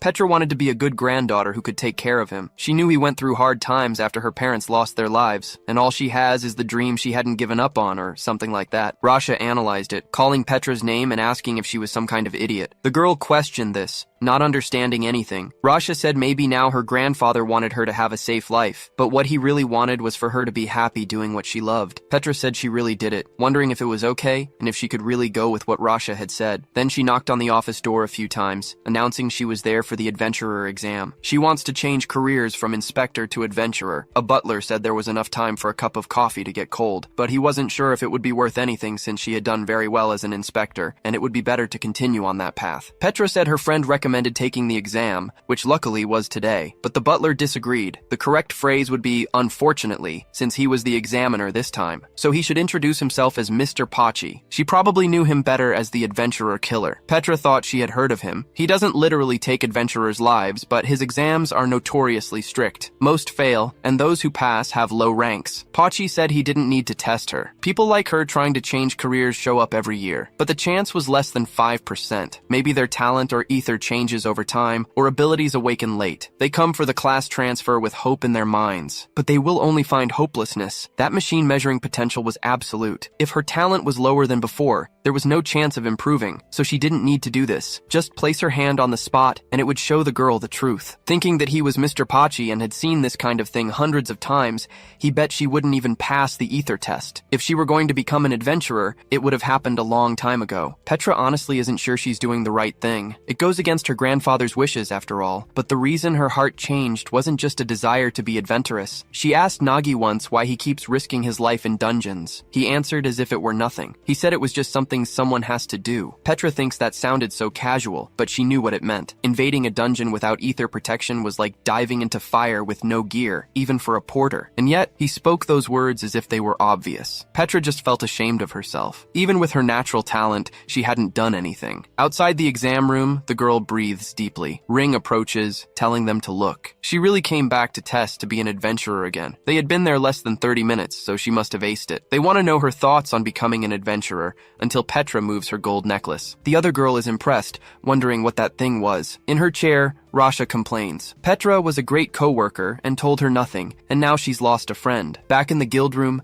Agnesa says she searched everywhere with no luck. Nagi remarks that the ant dungeon is a cleanup job most adventurers avoid. It was rare to find a scout who wanted it. Agnesa says that's good, because if they were going to join the dungeon scheme, they'd have to leave tomorrow morning. Nagi agrees. He asks for a scout to just fall from the sky right this second. Suddenly, there's a knock on the door. Petra asks permission and enters the room. She asks if they have room for one more in their guild, introducing herself as the gold rank scout. The two are completely shocked. They ask if it really worked. In Pachi's room, the other scouts wonder what just happened. It must have been an error. A white rank would never suddenly become a gold rank. A secretary agrees, wanting to know how the examiner could skip protocol and award a gold rank so suddenly. Pachi says he believes in himself, and the Adventurer Association's incompetence was increasing anyway. They wonder how she was classified as white rank, with such an absurd potential for ether. Mr. Pachi stakes his entire reputation on this. She absolutely deserves it. Mark his words, one day she will reach mithril rank or beyond. In his office, he drinks some coffee. It's been a long time since he felt like this. It was like discovering a hidden gem in the mud. This feeling of fun was something no job usually gives an examiner. That's why the coffee tastes better. But the secretary enters the room with a warning. They had a problem. Had he heard about the girl named Petra he approved for gold rank yesterday? Apparently, it was a sensitive issue involving her grandfather. Mr. Pachi's mug hits the floor. He complains that he is finished now. Elsewhere, horses walk. The group is on top of their carriage. Petra sighs deeply as she sits. Nagi asks what's wrong, and if she's still irritated by what he said earlier. Petra confirms. She wonders why she had to say that. Agnesa calls out to Petra. She says they know there's nothing wrong with her, but if she really wants to join the guild, she has to discuss her mindset as an adventurer. Every adventurer faces strong monsters or enemies they simply cannot defeat. Agnesa wants to know what Petra will do if she encounters one. Petra thinks this is the same question she heard from Nagi before. She says that if she has to face something like that, she should just fight dirty. Everyone is completely surprised by her answer. Agnesa says that's disappointing to say the least. Petra asks why. She repeats the question to Nagi. The boy asks who knows. Now that he thinks about it, he experienced that himself. An enemy he could never defeat. Like the Lich or Agnesa, he faced both. No matter who the opponent is, what matters is the majority. Petra replies that wasn't what he had said, and so Petra's entry into the guild is conditional on her test, the ant nest dungeon. The girl says she will give it her all. Nero says this isn't right. Petra needs to explain. They want to know how she became a gold rank before them. Van agrees, wanting to know if she's as strong as the captain. Petra explains that scouts can always choose between becoming adventurers or working as inspectors. She just switched careers. Nero says so that was it. That meant something to them. He calls her the secret boss, and Petra asks about that. Nagi continues, saying that knowing she is a gold rank scout makes him feel safer in this dungeon. The previous Rift dungeon was easier with her talent. Petra replies that she doesn't have much field experience, but they should trust her. She knows the ant nest dungeon like the palm of her hand. She prepared for everything, from the layout to the types of ants. Nagi says she really came very prepared, but he was in an ant nest dungeon before as a porter. That dungeon was truly scary. No matter how much they prepare, it's something that can't be dealt with using logic alone. Petra calls out the protagonist for his discouragement. She says he'd better prepare himself for what's coming. Facing the immense hole, Nero identifies it as the tunnel entrance. Nagi asks Petra's thoughts. She replies that judging by the mana concentration, it's a C-rank dungeon as advertised, but cooperation would be great. Nagi agrees. They say the ant nest dungeon is cave-sized,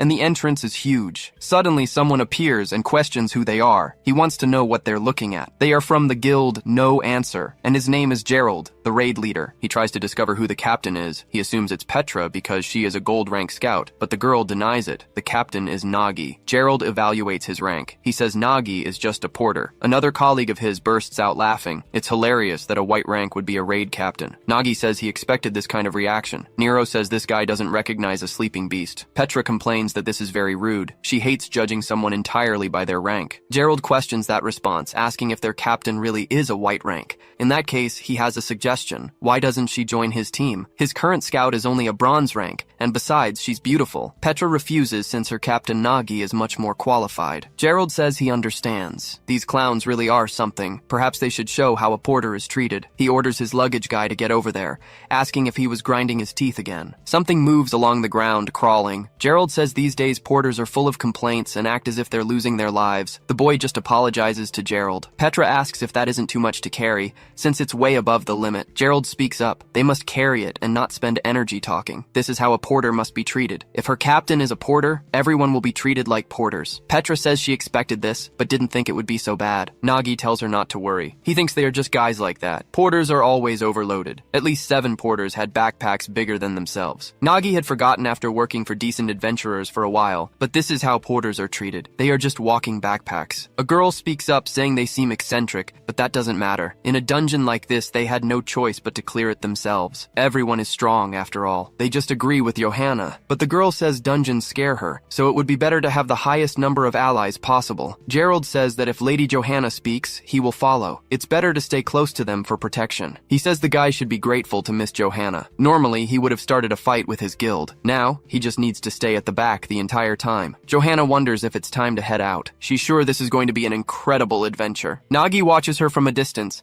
noticing the snake tattoo on her shoulder. Suddenly, the fangs start to bloom. He feels a surge of energy headed his way. Petra asks what's wrong. Nagi tells her it's nothing, just a bad feeling. He expected to be treated like this anyway. I guess they just have to follow along now like they said. Van cheers, happy that his dungeon finally looks the part. Everyone approaches the massive pit leading down into the ant dungeon. At first glance, it looks like a standard dungeon, aside from the ant monsters, but most people don't know what this place really is. Among adventurers, it's known as the Ant Hell Pit, a labyrinth maze of tunnels. It's packed with endless waves of ant attacks. He was sure the real danger hadn't even begun yet. Nagi thinks he was lucky to tag along with the main raid group for this mission. With his inexperienced team, trying this alone would have been tough, but after just 30 minutes, he realized exactly what kind of guys they were. They were the adventurers he'd only heard about in stories, the so-called 3 types of dungeon hopelessness. Van asks about it, and Nero demands to know what it means. Petra explains it's a famous classification among adventurers for people who frequently run dungeons. The first is called the Brainless Charger. It doesn't matter what monster or trap lies ahead. They only know how to charge forward blindly. No tactics, no strategy, just brute force, even if it means hurting teammates or porters and breaking formation. The second type is the Stubborn Mule. No matter what warnings you give them, like that chubby guy saying he doesn't care because they're the main raid team, they won't listen. They insist they're right and refuse any advice.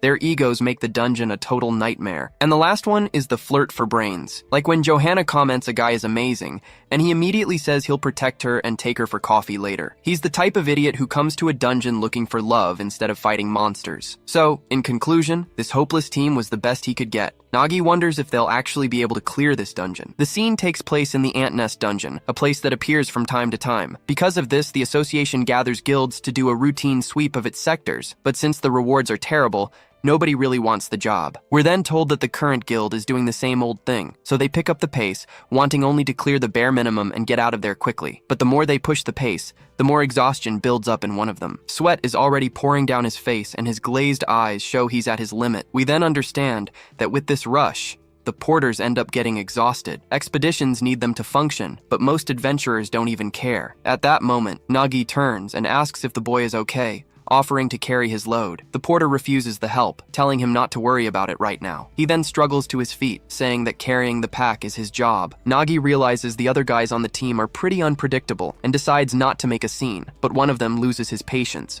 grumbling irritably about the whole situation. He then turns and yells, asking what those lazy bums are doing just standing there. The big guy gets angry and yells at them to move, saying if they have time to talk, they have time to walk. But Petra confronts him, saying this isn't how you conduct a real expedition. He then calls her unbelievable, accusing her of dirtying the name of adventurers. Then he says she's getting all worked up over a porter, when her own leader is one. To show them how things work, he grabs a bag of coins and throws it far away. With a smug smile, he announces there are 10 gold coins in there, and whoever gets it can keep it. The porters are in shock, yelling in surprise at the mention of 10 gold coins. Petra panics and tries to warn them because that spot is a very dangerous trap, but they don't care about the danger and run off, yelling that it's their pay for the day. In the middle of the chaos, one of the porters manages to be faster and grabs the bag of gold. He's overjoyed, celebrating with tears in his eyes for getting the coins. But suddenly, several monster ants erupt from the ground, terrifying him. The boy looks back in panic, unable to believe the ambush that just happened. The scene cuts to a giant sword being drawn, making a menacing sound. It's the warrior, who activates his warrior's talent with a look ready for the kill. He then uses his ability, a whirlwind of winds that slices through all the enemies. With a single strike, he demonstrates his brute force, clearing the entire area. Nagi is shocked, and Petra admits that despite his attitude, The guy is very skilled, but Nagi sees the cruelty in it. The warrior knew about the ambush and used the boy as bait. The trap was dealt with easily, without any major complications for the group. But the porter ended up getting hurt, since they don't wear armor because of the weight. And even though there's a priestess on the team, she doesn't seem the least bit willing to help. With a cruel little smile, she makes it clear she won't waste her mana healing a porter. Nagi then questions him, saying the boy almost died because of that stunt. Geralt scoffs at him, explaining that adventurers pay and porters carry. It's that simple. The boy, afraid, says it's no problem, and that he's actually very grateful. He says he's actually thankful, since Geralt is the only one who still gives him work. With a victorious smile, Geralt tells him not to get confused just because he's the party leader. At that,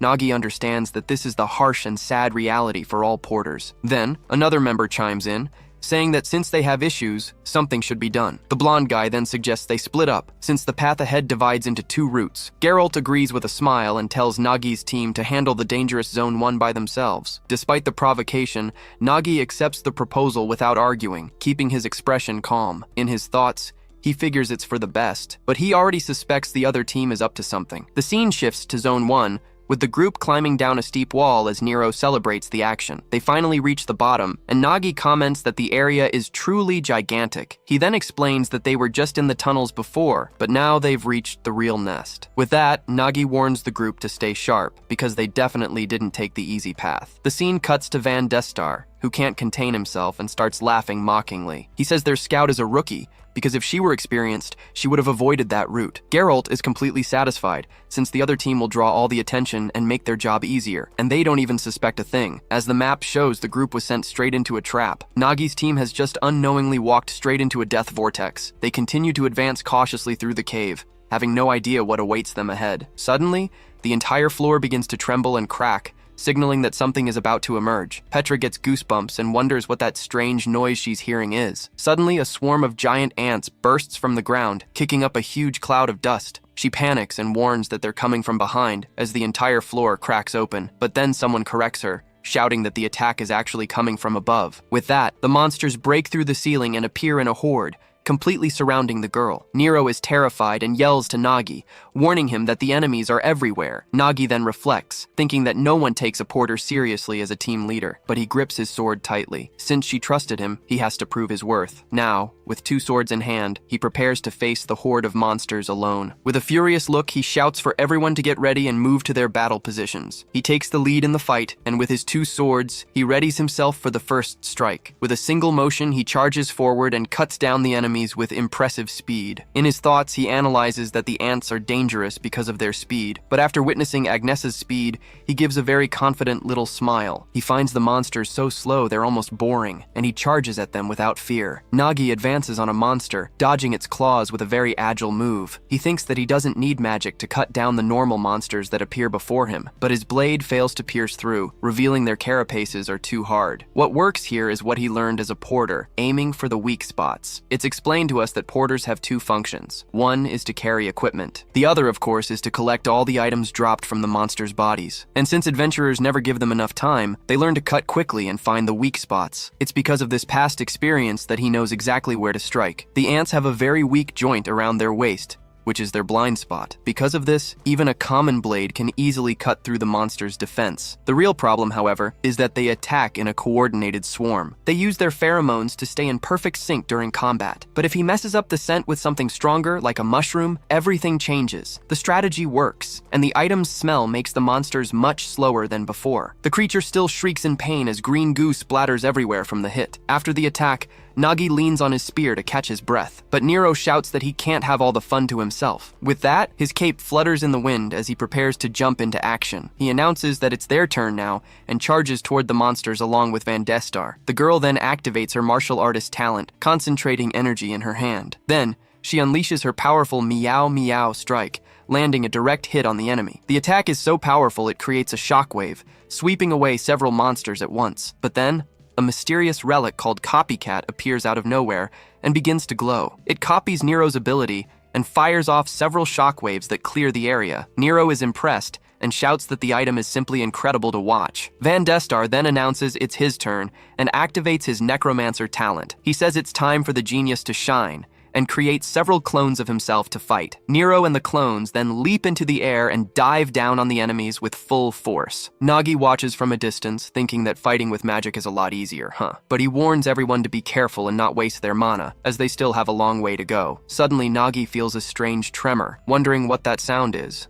So much stronger than the others. Desperate, he turns and yells to Petra, telling her to locate the ants for them now, but the girl just stammers, unable to give a clear answer, her face cast in pure shadow. Petra is frozen in front of a monster, thinking that scouts are supposed to guide the party. The creature lets out a deafening screech, baring its fangs and drooling a disgusting green liquid. She then thinks that she was trained for this, but seeing these creatures up close is just too terrifying. In a panic, the girl lets out a scream and runs off in the opposite direction, fleeing from the giant ant. Nagi's jaw drops, unable to believe what he's seeing, as a bead of sweat trickles down. He then grits his teeth hard, his red eyes glowing with pure frustration. The boy thinks the situation is a disaster, since their scout is in a total panic. To make matters worse, he remembers that his strongest fighters pushed too far ahead and ended up isolated. The scene shifts to show Nero and Van Destar surrounded on all sides, fighting back to back. Nero warns that he's out of ether, while Van complains that he's already lost 3 fingers in the battle. Back to Nagi, he thinks that as the leader, he should be reading the entire battlefield. But in reality, he's stuck there, busy trying to take down just a few ants by himself. He thinks this isn't like being a porter. He can't keep a cool head here. We're told there's something worse than dungeon disasters, the so-called failed raids. In other words, the real disaster isn't the creatures advancing on his party. With a look of pure hatred, he comes to the conclusion that they are the real disaster. Suddenly, a mysterious figure appears at the cave entrance and gets his attention with a shout. The masked man warns them that if they don't want to die, they'd better all get on the ground. He then materializes a small sphere of energy, preparing for a devastating attack. Papatman then hurls the object with all his might, and it flies like a cannonball. The sphere explodes in an insane wave of power, simply wiping out all the monsters in its path. Fallen on the ground, Nagi and Petra stare, completely stunned by what just happened. The girl then notices the symbol on his chest and wonders if he's a white-rank swordsman. The man laughs and says they must be the group a certain Agnesa mentioned. With an air of superiority, he states flatly that they're complete amateurs. He licks his lips, thinking it's been a while since he found a group as green as this one. The scene shifts to the guild, where a scream of panic echoes through the city's rainy street. Inside, an agitated adventurer shouts, asking Agnesa if the rumor he heard is true. He wants to know if she really had the nerve to send the guild's rookies to train with him. Eating a donut, she replies that yes, she sent them to Papatman's training. Hearing the name, the 2 adventurers let out a sharp cry of pure terror and despair. Outraged, they accuse her of being a demon, saying what she did was incredibly cruel. The young man explains they've barely become adventurers, and sending them there will be the end of them. With a terrified expression, he says it's obvious, because Papatman is the biggest weirdo in the entire guild, as shown by the plaque with his name and not-so-friendly nickname. Back in the cave, Nagi eyes the man suspiciously, wondering who the hell he is. He doubts the guy is really a white-rank swordsman, while the man just smiles. Just then, a shocked Petra approaches Nagi and asks if he really saw what happened. She can hardly believe he wiped out all those ants in a single blow without using a talent. Papatman then confirms it, saying he finished them all off using just a cheap fishing rod. He asks why they're so surprised,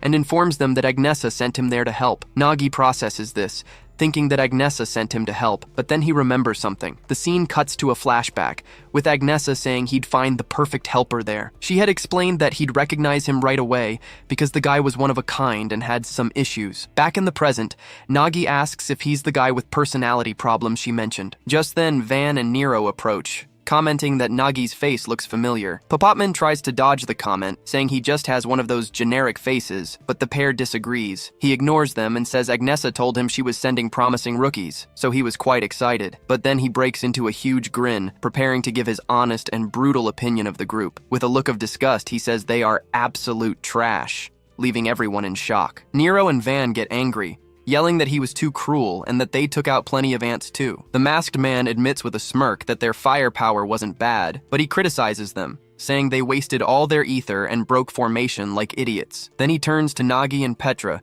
saying that nothing is working and they just look lost. Papatman completes the humiliation by saying they didn't even realize they'd walked into an ant mill. His face red with shame, Nagi thinks that explains why there were so many ants. The bear, Papatman, explains that an ant mill is a death spiral where they walk endlessly. It happens when the lead ant gets lost, leaving the wrong scent trail behind. And if 2 of these trails happen to cross, it just adds to the confusion for the rest of the swarm. As a result, They just start circling the same spot, creating a vortex. They continue in this cycle until they die, and if it happens in a nest, the place becomes packed with monsters. Nagi is furious, realizing the other team led them there on purpose, and he wants to know why. He realizes the plan was to use them as bait, to distract the creatures and clear a safe path. Furious, Nero shouts that she always knew they were bad news, and Van immediately agrees. Popotman then turns and asks them why they think the other group was bad. With a wide grin, the bear presses the question, wanting to understand their anger. Then he says that in a dungeon,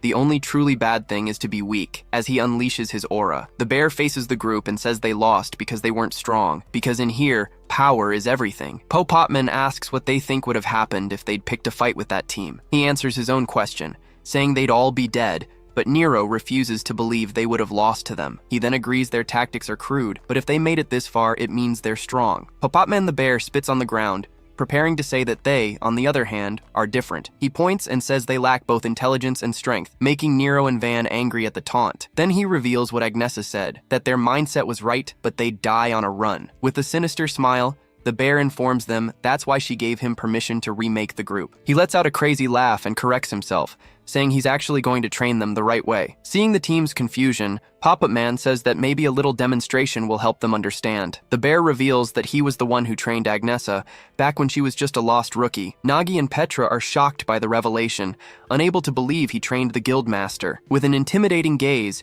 he announces that since that's settled, it's time for the first lesson. Popotman then challenges all of them at once, shouting for them to come at him with everything they've got. The scene changes and shows us Agnesa, thinking that the most important thing for an adventurer is their mindset, but she adds that it's worthless without the strength to back up that mentality. As she eats, it's shown that she really hopes this whole experience gives Nagi and his group the strength they so desperately need to finally evolve. Back in the cave, a burst of blue energy explodes, cracking the ground around it. Popotman's lure flies fast, cutting through the air with a blue glow and a deadly whistle. The group scatters desperately, dodging the waves of energy the bear unleashes in every direction. Van shouts in frustration about the rod, saying there's no way he can keep up with its speed. But Nero tells him not to worry because with her shockwave, she doesn't need a direct hit. Popotman just smirks, finding her confidence and her speed to be quite slow. He easily dodges her attack, saying she wastes her ether thoughtlessly, and that's why Popotman simply leaps over the girl, who rushes past without even touching him. With his eyes glowing,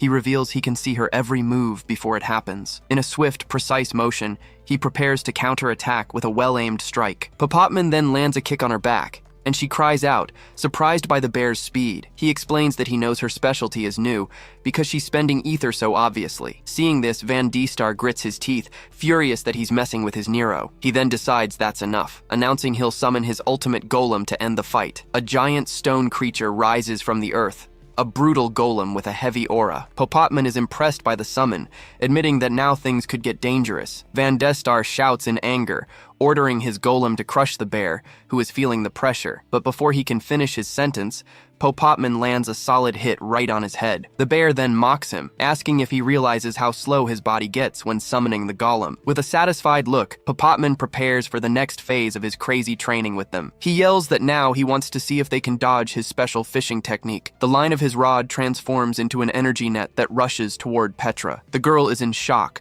unable to believe what she's seeing, and with no time to react. The energy net then closes in quickly, preparing to trap the adventurer in the middle. At that moment, she lets out a scream as she's captured. Popotman criticizes her, saying a scout who can't react to this shouldn't even be fighting. Nagi starts to believe he trained Agnesa, since a rod is harder to master than weapons. He notices the bear's range is huge, but he's still focused on his target. Suddenly, the lure flies in his direction, and he braces himself, knowing the attack is coming. With his eye glowing red, he stays focused, ready not to miss a single detail. He watches the line carefully and concentrates on its tip, waiting for the exact moment to act. Nagi thinks that if he's the target, he can block the attack, and uses his sword to defend himself. At the moment of impact, the tip of the lure explodes, releasing a wave of bluish energy. The force of the explosion throws Nagi backward, showing that the bear is much stronger than him. Popotman says it was a shame, as he reacted exactly as predicted and could have stopped the blow. He explains that this is his body's limit,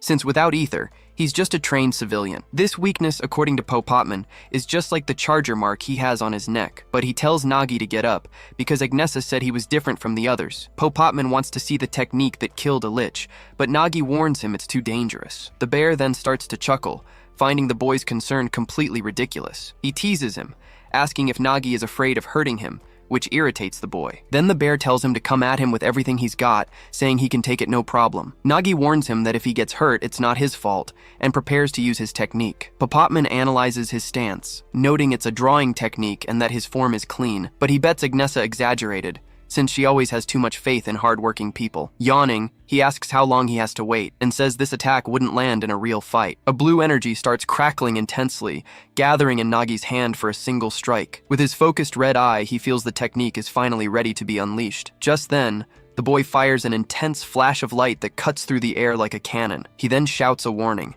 saying he won't be responsible if the bear gets hurt. Popotman turns his head with an annoyed look, wondering if he's hearing this right. The bear tells him to stop being so dramatic because his sword style is no big deal. But suddenly, a giant wave of energy rushes toward him, and all he can say is, huh? With wide eyes, he realizes the attack was serious, and thinks he's totally screwed. We're shown that Popotman's plan was to be a mentor respected by all, but out of nowhere, a blue flash appears, heading straight for him, leaving him very confused. And then he takes the slash right across his face without even understanding why. At that moment, his eyes slowly open, revealing a fury that had been contained within. He thrashes around, desperately screaming for them to stop hitting him right now. The scene shows the group gathered together, with Popotman trying to figure out what happened. But then, Nero and Van Destar start shouting, doubting his ability as a master. Annoyed, Popotman yells back at them, saying he only let his guard down for a second. He turns furiously and points at Nagi, asking if he was trying to kill him. Nagi then explains that he warned him of the danger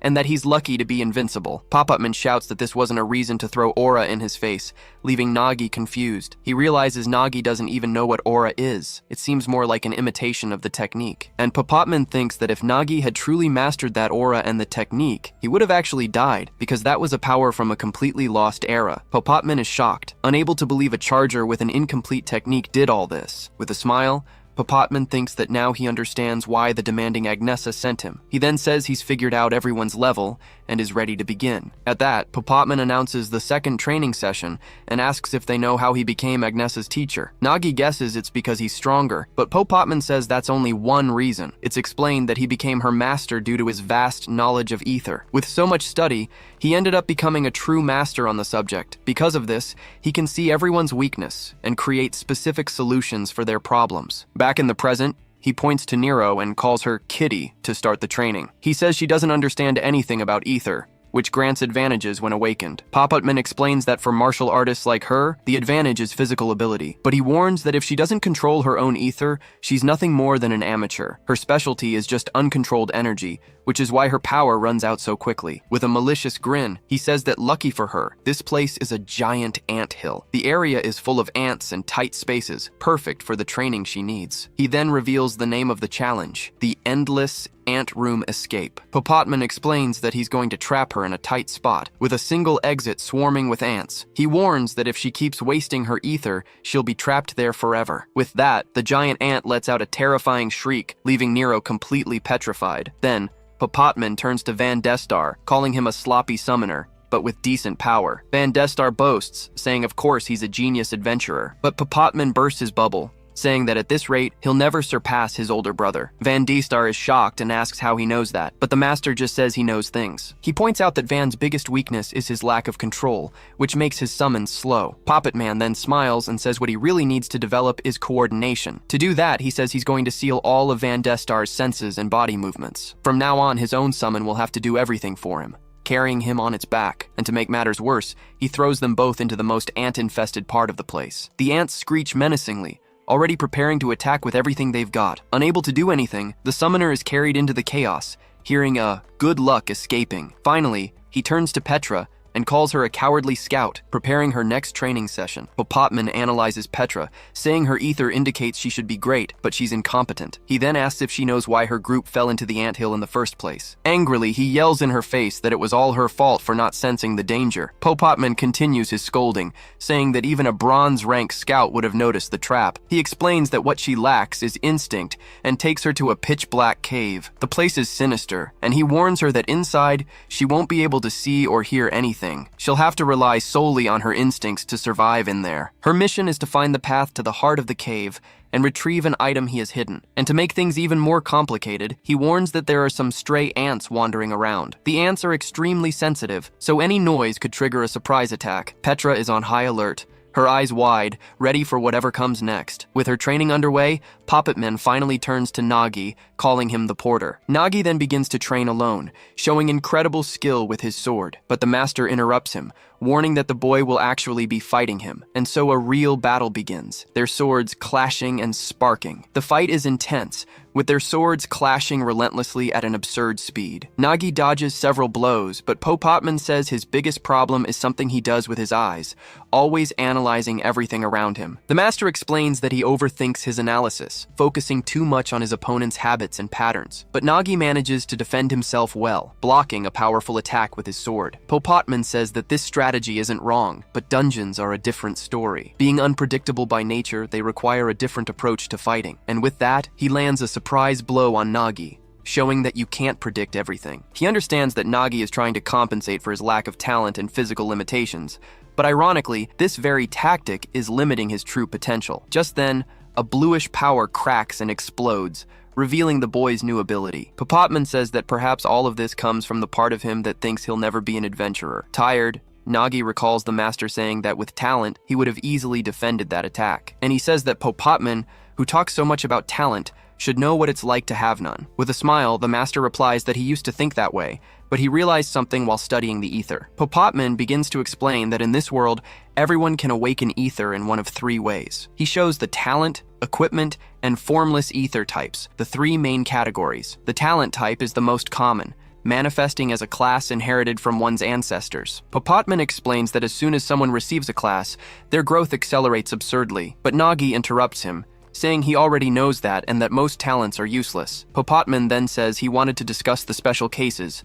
precisely like Nagi's. He begins to talk about the equipment type ether, which manifests in tools and weapons. Nagi then completes the thought, saying that even with strong equipment, one lacks the physical power to use it. The master agrees, but warns that there's a very important point most people forget. He explains the fundamental difference between relics and ether-type equipment. Unlike relics with fixed powers, equipment ether grows along with its user. This happens because the equipment itself is the purest form of materialized ether. At this point, Popotman says he probably forgot to mention a small detail about himself. With a smile, he reveals that he is also an equipment-type ether user. His weapon is the Trickster, a fishing rod that can hook absolutely anything. Nagi is shocked to discover that Popotman is also an equipment-type ether user. He wonders how someone without talent can be so strong, thinking it's impossible. Popotman then chuckles and asks if the boy is impressed with him already. He begins to explain that when an equipment-type user understands their own ether and achieves a perfect union with it, truly incredible things can happen. With that, he casts his lure onto the ground, as if he were fishing on land. The artifact, a blue lure, sinks into the ground as if it were water, a very bizarre sight. Then he activates his secret fishing technique, pulling something from within the soil. To everyone's surprise, he fishes out a pink arowana, saying the dungeon is a good fishing spot. With a shout of, "All right!" he prepares to devour the fish he just caught. And without any ceremony, he begins to chew the entire fish right there, in front of Nagi. The boy stands frozen, completely stunned, surrounded by petals of energy floating in the air. Nagi is in a state of total panic, unable to process what's happening. His entire sense of reality was just shattered right in front of him. Now, a pink monster stands there with a gruesome smile, staring him down from inches away. With a bizarre grin, the creature asks if they can begin the next lesson. He reveals a massive, muscular pink body and calls Nagi Sweetie. The scene shifts to the story of an adventurer who met a grim fate in a goblin dungeon. Out of nowhere, a mysterious veteran appeared just in time to save his group. With a single strike, he obliterated one of the monsters, showcasing unleashing his raw power. Without breaking a sweat, he wiped out every last goblin, leaving the rookie in absolute shock. The boy honestly admits that the guy's pink skin was terrifying. Poppetman seems to have taken a liking to the rookie, but he has a look in his eyes that scares the boy to death. Elsewhere, a giant ant lets out a deafening screech, its eyes glowing with intensity. Nero prepares for battle, clenching her fist with everything she's got. She lunges forward and lands a massive blow, shattering the monster's carapace. However, she screams in pain as the impact of her own strike recoils through her. Looking up, she realizes the situation is impossible against a beast like that. Nero complains that the ant's shells are far too hard for her physical attacks to handle. It's explained that using her special ability drains all of her power at once. Once she's out of energy, the other ants begin to swarm without mercy. Desperate, she screams that she needs a plan to make it out of there alive. Far away, a man with a covered face screams in a mix of panic and frustration. He runs for his life, shouting for a golpero while fleeing from a horde of monsters. His escape leads him to a fork in the road, but one path is blocked. Suddenly, a voice in his head commands him to turn and take the tunnel to the right. The golem obeys, leaping with incredible speed into the indicated path. But the voice snaps at him, yelling that he was supposed to take the other right, calling him an idiot. The golem falls straight into a trap, finding himself completely surrounded by giant ants. The voice in his mind complains that they are now trapped entirely because of his blunder. He panics and tries to deny the situation, but the voice only confirms the danger. Suddenly, a massive explosion erupts, crushing everything with brutal force. The scene shifts to Petra, who appears breathless after an intense struggle. She looks around through the thick smoke, wondering if the monsters have finally left. Petra realizes these ants are hard to detect, because they have perfectly adapted to the darkness. She starts to worry, thinking she never trained for a dungeon this dangerous. The girl freaks out over her lack of strategy and wonders what Nagi would do. She reflects on how Nagi would never give up, no matter how dire the circumstances. He would always find something in his bag to save the day, so she decides to do the same. All she finds is a dowsing wire, a very simple tool. Petra explains that it isn't much, but it's an item compatible with scouts like her. She accepts that while it's a beginner's tool, it is perfect for her current level. The girl realizes she has relied too much on her sight, but a true scout uses their sixth sense. Petra says that in a place like this, opening her eyes only floods her mind with useless information. She concentrates and casts the dowsing wire, focusing all of her power into it. From the tip of the tool, she begins to spread her energy throughout the entire area. With this, she manages to map out the location, revealing the enemy's positions. She notices her range is still limited, and she can't see very far yet. The girl takes a careful step, knowing that precision is now more important than speed. With the wire in hand, she begins to move cautiously through the treacherous terrain. Even if it's slow, she must keep moving forward, taking it one firm step at a time. The scene changes to Nagi collapsing to the ground, laughing from sheer exhaustion. He feels as if every muscle in his body has simply shut down at once. With a weak smile, he asks if this can even be considered a real lesson. But Poppetman appears and warns him that in this state, he doesn't usually go easy on people. The masked man says he might even end up killing Nagi by accident during the fight. Instantly, Nagi's eyes turn red, and he draws a sword to defend himself. He prepares a counterattack, manifesting a red energy barrier with his hand. Nagi tries to block the incoming strike, but his sword begins to crack under the overwhelming force. The impact of the blow causes an explosion, sending both of them flying during the fall. But Poppetman recovers instantly, appearing behind Nagi with a crazed laugh. He leans in and whispers that he's finally caught the boy. He then gives Nagi's face a disgusting lick, leaving the boy completely paralyzed in shock. The masked man remarks that this is exactly what a true rookie tastes like. Fueled by pure rage, Nagi screams that the bastard is going to pay dearly for that. He quickly grabs an item from his bag to try a surprise attack on the enemy, but Poppetman easily dodges and says his movement was too slow. Nagi realizes his attacks aren't working, so he asks Gluttony for help. He throws a mushroom towards the enemy, who opens its mouth to devour it. The small mushroom explodes inside Poppetman's mouth,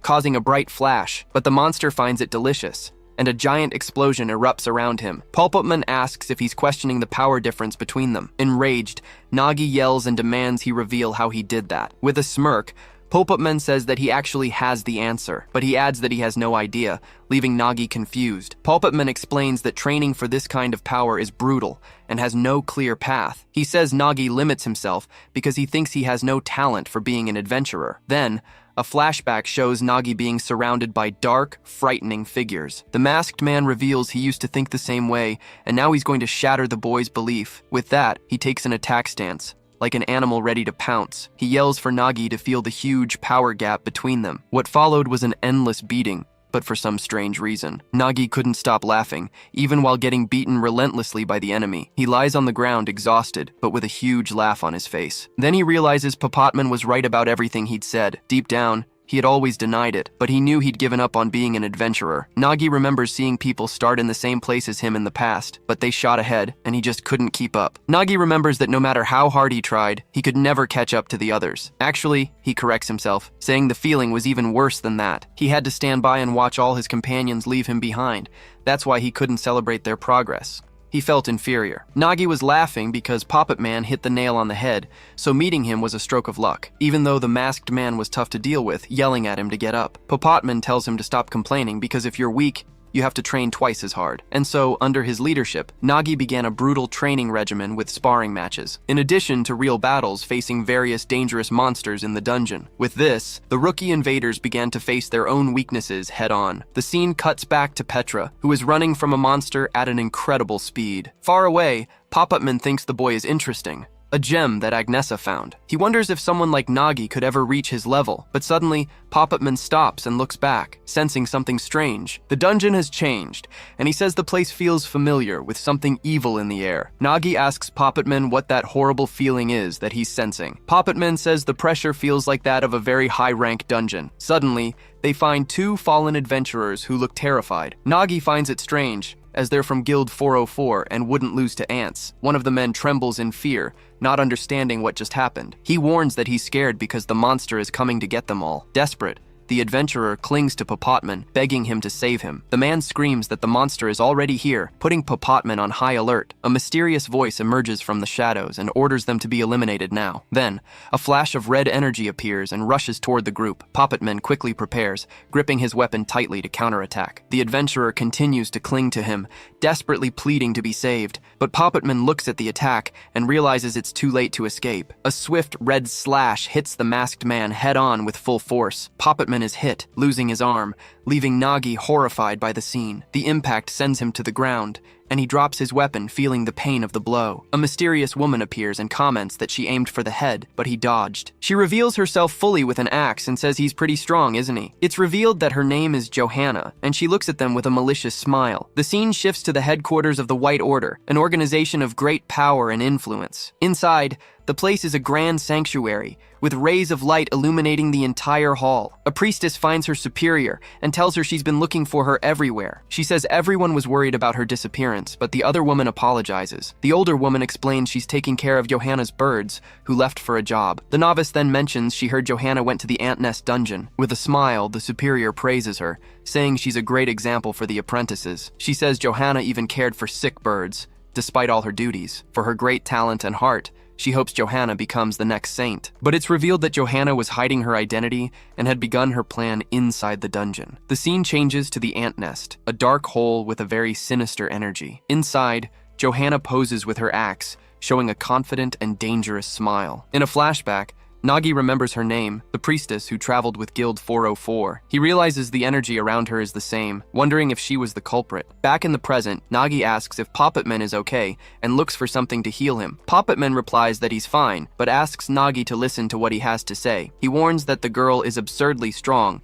making the atmosphere even more tense. Papatman reveals she cut off his arm before he could even react. Using his technique, the fallen hand on the ground is connected by the line of his fishing rod. With his binding ability, he quickly pulls the limb back into place. He says it's no problem and he just has to stick his arm back on like it's nothing, but inwardly, he admits the patch-up is basic and he won't be able to use his full strength. Papatman then wonders if he can really face her in such a bad state. Johanna starts laughing, accusing him of pretending to be a priest with that healing. She says she'll show him what real healing is, releasing a green aura. Then, Johanna fires a massive wave of energy towards poor Papatman. He recognizes the healing energy and is confused, wondering why she would heal him. However, a flash reveals a red, dangerous core in the middle of that healing light. Papatman finally understands the trap, and his eyes widen as a chill runs down his spine. The energy then explodes violently, showing it was never a real heal. The explosion hits him, but has no effect. He explains it started as a healing spell, but the power shifted before it reached him. He screams that she's insane. Johanna scoffs,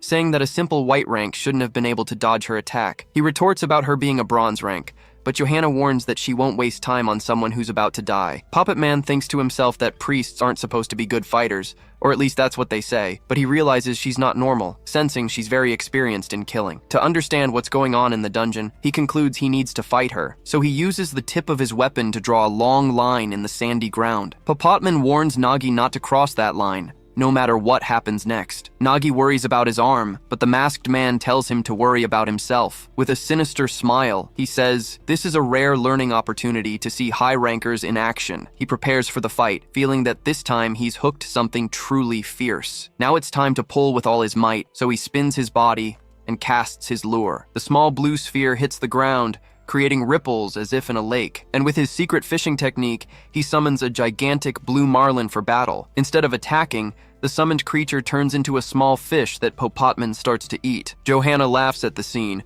asking if he's having a snack because he doesn't consider her a threat. But suddenly she stops laughing and realizes something strange is happening to him. Out of nowhere, an immense amount of blue energy explodes from Popotman's body. The aura of power envelops his face, and the bear mask begins to disappear. And so, he reveals his true form, a young, white-haired man with an intimidating spear. Johanna compliments his appearance, saying he should have taken off that ridiculous mask from the start, but he replies that this is the mask, and the bare face was the real one. Without another word, he starts spinning his new spear at high speed, preparing himself.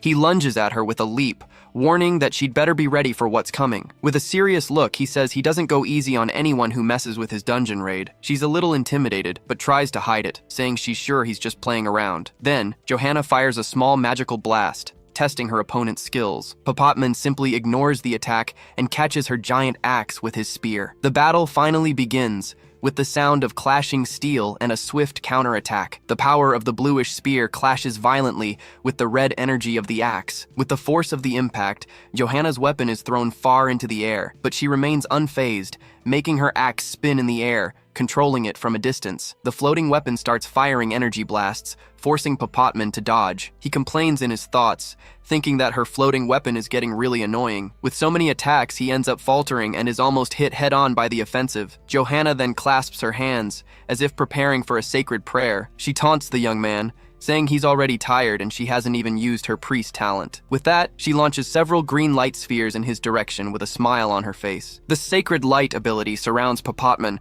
leaving him with nowhere to escape the attack. The light explodes into several crystals, but he manages to defend himself using his spear. He analyzes the energy, confirming she is indeed a priestess, as he suspected. Popotman then wonders if the floating axe is the power of the relic she's using, but he decides it doesn't matter, and starts charging his own energy into the spear. With ascending waterfall, he charges forward, and the two powers clash once more. He thinks about the flying axe and the attack disguised as healing, admiring the fluidity of her strikes. With the perfect combination of attacks, he's thrown back without a chance to defend. He realizes she's controlling the space with precision, closing in very quickly. He then finds himself forced to defend against a combination of attacks from all sides. With a serious look, he understands that this won't be an easy fight to win. A gigantic explosion occurs, mixing the power of the two high-level combatants. The shockwave reaches Nagi, who watches everything from behind the protective line. He is completely shocked by the level of power he's witnessing for the first time. Worried, he can only think about Popotman in the middle of all that chaos. He finally understands this is how high-rank adventurers truly fight. Nagi was thinking of helping if he saw an opening, but the fight is too intense. He realizes there's no way for him to join the fray, and lets go of the item he was about to use. But Popotman's voice warns him to keep his eyes open and pay close attention. He says that Nagi will miss it if he blinks, even for a single second. Seeing the little creature on the ground, Nagi understands that his idea of helping was quite arrogant. Popotman moves through the red bombardment, trying to find an opening to attack. He holds his spear tightly, and the clash of blows makes a metallic sound all around. With a quick spin, he deflects another sequence of attacks coming his way. The barrage of power is continuous, surrounding him from all sides with deadly energy. He stays focused on the fight, while Johanna just laughs at the situation, seemingly having fun. From a distance, Nagi blames himself, realizing how arrogant it was to think he could be of any help. The pressure is so intense that Popotman charges forward in an instant. He manages to stop the attacks, showing impressive control. The energy of the fight is so absurd that a few stray bolts escape and almost hit Nagi. He takes a step back, concluding that he's useless here, and will only get in the way. That's why he decides he cannot, under any circumstances, cross the line that was drawn. Suddenly, a wave of bluish power explodes, as if a waterfall had formed. In the middle of the water, Puppet-man extends his hand, showing he's in control of the situation. He realizes she's attacking him non-stop, as if desperate to keep him away, but in doing so, she reveals her weakness, and now he knows exactly how to attack. He activates his Lancer talent, summoning a turtle-shaped creature. With Turtle Shield, he charges forward, breaking through all the attacks coming his way, and right after, he uses Piercing Lunge, a straight and very fast strike, but Johanna manages to dodge at the last second, narrowly escaping the attack. She praises him for guessing that her priest form would be weak in close-quarters combat, but she warns him that this assumption was a mistake, as her feet begin to glow with a greenish energy. He attacks again, but she dodges, and he realizes he's made a huge mistake. Upside down, she uses her priest talent to buff her own physical strength. With her power increased, she advances at a speed he can barely follow, and just like that, she lands a powerful kick that sends him flying with an explosion. Without giving him time to breathe, she prepares another strike with a smile on her face. Johanna lands a solid hit, proving she's also a beast in hand-to-hand combat. He realizes she's a priestess who buffs herself for close-quarters combat. Puppet-man takes the blow to the face, but he's still impressed by her strength. She follows up with another strike, showing the fight is far from over. Even while taking a beating, he manages to dodge another blow with a swift move. Puppet-man tells her that boosting her stats won't fix her sloppy fighting style, but suddenly, he feels a strange chill, realizing something is very wrong. A dark aura traps him, and he panics as he realizes his body is completely paralyzed. With a victorious smile, Johanna simply says she's got him right where she wants him. She then gives her weapon the final command, telling the guillotine to finish him off. The axe comes down with full force, causing a massive red explosion on the battlefield. Johanna laughs, admitting that this time, she was genuinely trying to kill him with that attack, but Puppet-man survives, grumbling that he can barely stand and is aching all over. At least now he understands her methods, and her specialty has finally become clear. He explains that her relic defies gravity, and her healing magic turns into pain. Her blessings become curses, because her true specialty is reversal. She's surprised he figured it out, but asks what difference it makes now that he's finished. While Nagi's team was training, Agnesa's squad entered the Queen Ant's dungeon. It's a very difficult mission where they have to face the Queen and her soldiers head-on. That's why the Twilight Wind Guild sent their best forces, all fully prepared. But for some strange reason, Agnesa feels that something isn't right. The raid ends anticlimactically, with them finding nothing but an empty hole in the ground. Van Destar starts laughing, finding a nest without a queen hilarious, and Puppet-man agrees. Agnesa glares at him, saying he did nothing as usual, but he just makes a lame excuse. Then, she asks the cleric for her opinion, as she feels the boss is missing. The girl agrees that something is wrong, explaining that a boss vanishing like this shouldn't happen. She says the energy trail leads down a tunnel, wondering who would kidnap the queen. Analyzing the cave, the cleric senses a dark and strange energy filling the entire place. She realizes this energy has been here all along, as if it were waiting for them. Suddenly, a dark energy lunges towards them, taking them both by surprise. The cleric is in shock, instantly recognizing what's happening right in front of her. She yells that it's a message recorded directly into the energy. From the dark energy, a bizarre creature emerges, letting out a wicked and terrifying laugh. She stares at Agnesa and says she knew she would show up right here, but the creature warns that she'll start with the appetizer, leaving Agnesa tense and worried. With that, the monster moves through the cave, its absurd size making everything tremble. The creature shouts that they will see the result of their mistake, and Agnesa warns that it's a trap. Then, the monster launches a powerful poison attack, causing a gigantic explosion of energy. The group protects themselves as best they can behind a barrier, trying to survive the force of the blow. Agnesa asks if everyone is okay, and Puppet-man replies that it'll take a while to get out of there. At that moment, she realizes the huge mistake she's made, understanding they're in the wrong place. The dungeon that's about to break is the ant nest where Nagi and the others are right now. The scene shifts again, showing Johanna charging her opponent with everything she's got. Her axe clashes multiple times against the enemy's weapon in a rapid exchange of blows. She thinks her opponent is very strong, and that with her ability, it's impossible to even get close. Nagi watches the fight from a distance, seeing Johanna in trouble against the relentless attacks. He realizes Puppet-man is still injured, and if this keeps up, he won't last much longer. Nagi feels helpless, thinking that if he were stronger, he could cross the line and help. Nearby, Geralt is on the ground, completely defeated and drooling, in a state of shock. Nagi finds him and asks what happened, wanting to know if Johanna did this to him. But Geralt, terrified, warns that a giant ant is coming and that they're all going to die. Elsewhere, Johanna mocks Puppet-man, saying that if he keeps trembling, it's over for him. Popotman understands that running away won't solve anything and decides he needs to attack with all his might. Since he can't dodge the curse up close, he prepares to attack from a distance. With that, he shouts that he has no choice and throws his weapon with full force. Using his blue strike ability, he unleashes a blast of energy in the shape of a dragon. The attack rushes towards Johanna, who stands still, waiting for the impact as she easily defends. The energy explodes with immense power, creating a shockwave that completely engulfs the villainess. But when the dust settles, she appears with a smile and says she already warned him. She says that figuring out her specialty changes nothing,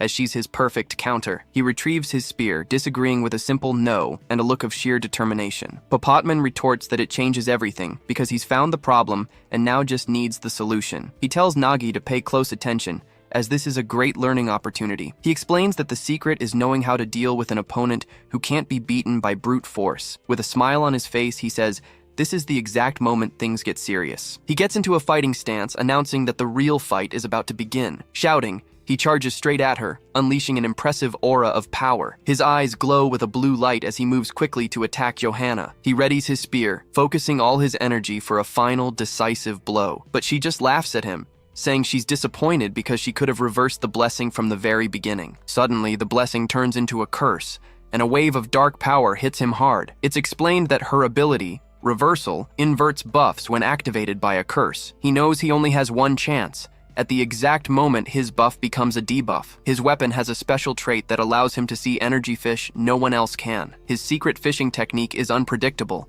making it hard to hit a specific target, but with the Marlin harpoon, he can aim and catch exactly what he needs to win. It's revealed that Popotman has caught a purple tang, a fish that grants him the talent of a mage. He says that's exactly what he needs, then eats the fish with a fierce expression. Johanna is in shock, as it's explained that the blue marlin had increased his physical stats. With it, his strength, dexterity, and agility had greatly increased, making his body very strong. But upon switching to the mage talent, his stats dropped, and only his intelligence went up. However, thanks to her reversal, the drop in stats was inverted again, boosting everything absurdly. Now, in his new strength mage form, he charges at her with overwhelming power. He yells that this is the reversal of the reversal, leaving Johanna horrified by his strategy. Angered, Johanna tries to use her ability one more time to turn the tables again. Nagi, watching it all, realizes that Popotman managed to turn her own ability against her. He's impressed, understanding that Popotman has incredible instincts and tactics. Suddenly, the witch's mark glows intensely, signaling that something bad is about to happen. At that moment, Geralt, who is still down, begins to be suffocated by a strange, dark energy. He lets out a crazed laugh, now covered in a red aura that frightens Nagi. Nagi recognizes it instantly and says it's the same cursed energy he felt from Johanna. Nagi shouts desperately, asking what Geralt thinks he's doing, but Geralt just tells him to shut up, slamming his hand into the ground. Nagi despairs on the sand, shouting for him to live, and throws his sword. The weapon flies quickly through the air, spinning at high speed toward the danger. He then manages to defend against the blow, yelling that there's no way he's going to die. His sword scrapes against the other, the friction of the blades creating a shower of sparks. With a cry, he tries to counter the attack, but ends up getting cut by his opponent. He falls to the ground, defeated, while the possessed Geralt lets out a sinister laugh. Then, the giant begins to drag his sword, preparing to attack again. He announces that Miss Johanna can count on him, sounding like a loyal servant. With that, he spins his weapon at incredible speed, creating a circular attack. Nagi tries to charge at Johanna, but Geralt's attack heads toward Popotman. Popotman doesn't back down, twisting his body to withstand the impact of the blow. The blade strikes his arm squarely, making a loud cutting sound, but he doesn't even flinch and says it was nothing, showing off the power of his mage talent. He grips his staff tightly, preparing to unleash his full power. With a swift movement, he raises the weapon, making the earth tremble around him. The staff then turns red, charged with a super destructive magical energy. With that, he charges straight at Johanna, ready to end the fight. He yells right in her face, declaring with conviction that the game is over for her. Then, he slams the ground with a magic smash, causing a gigantic explosion.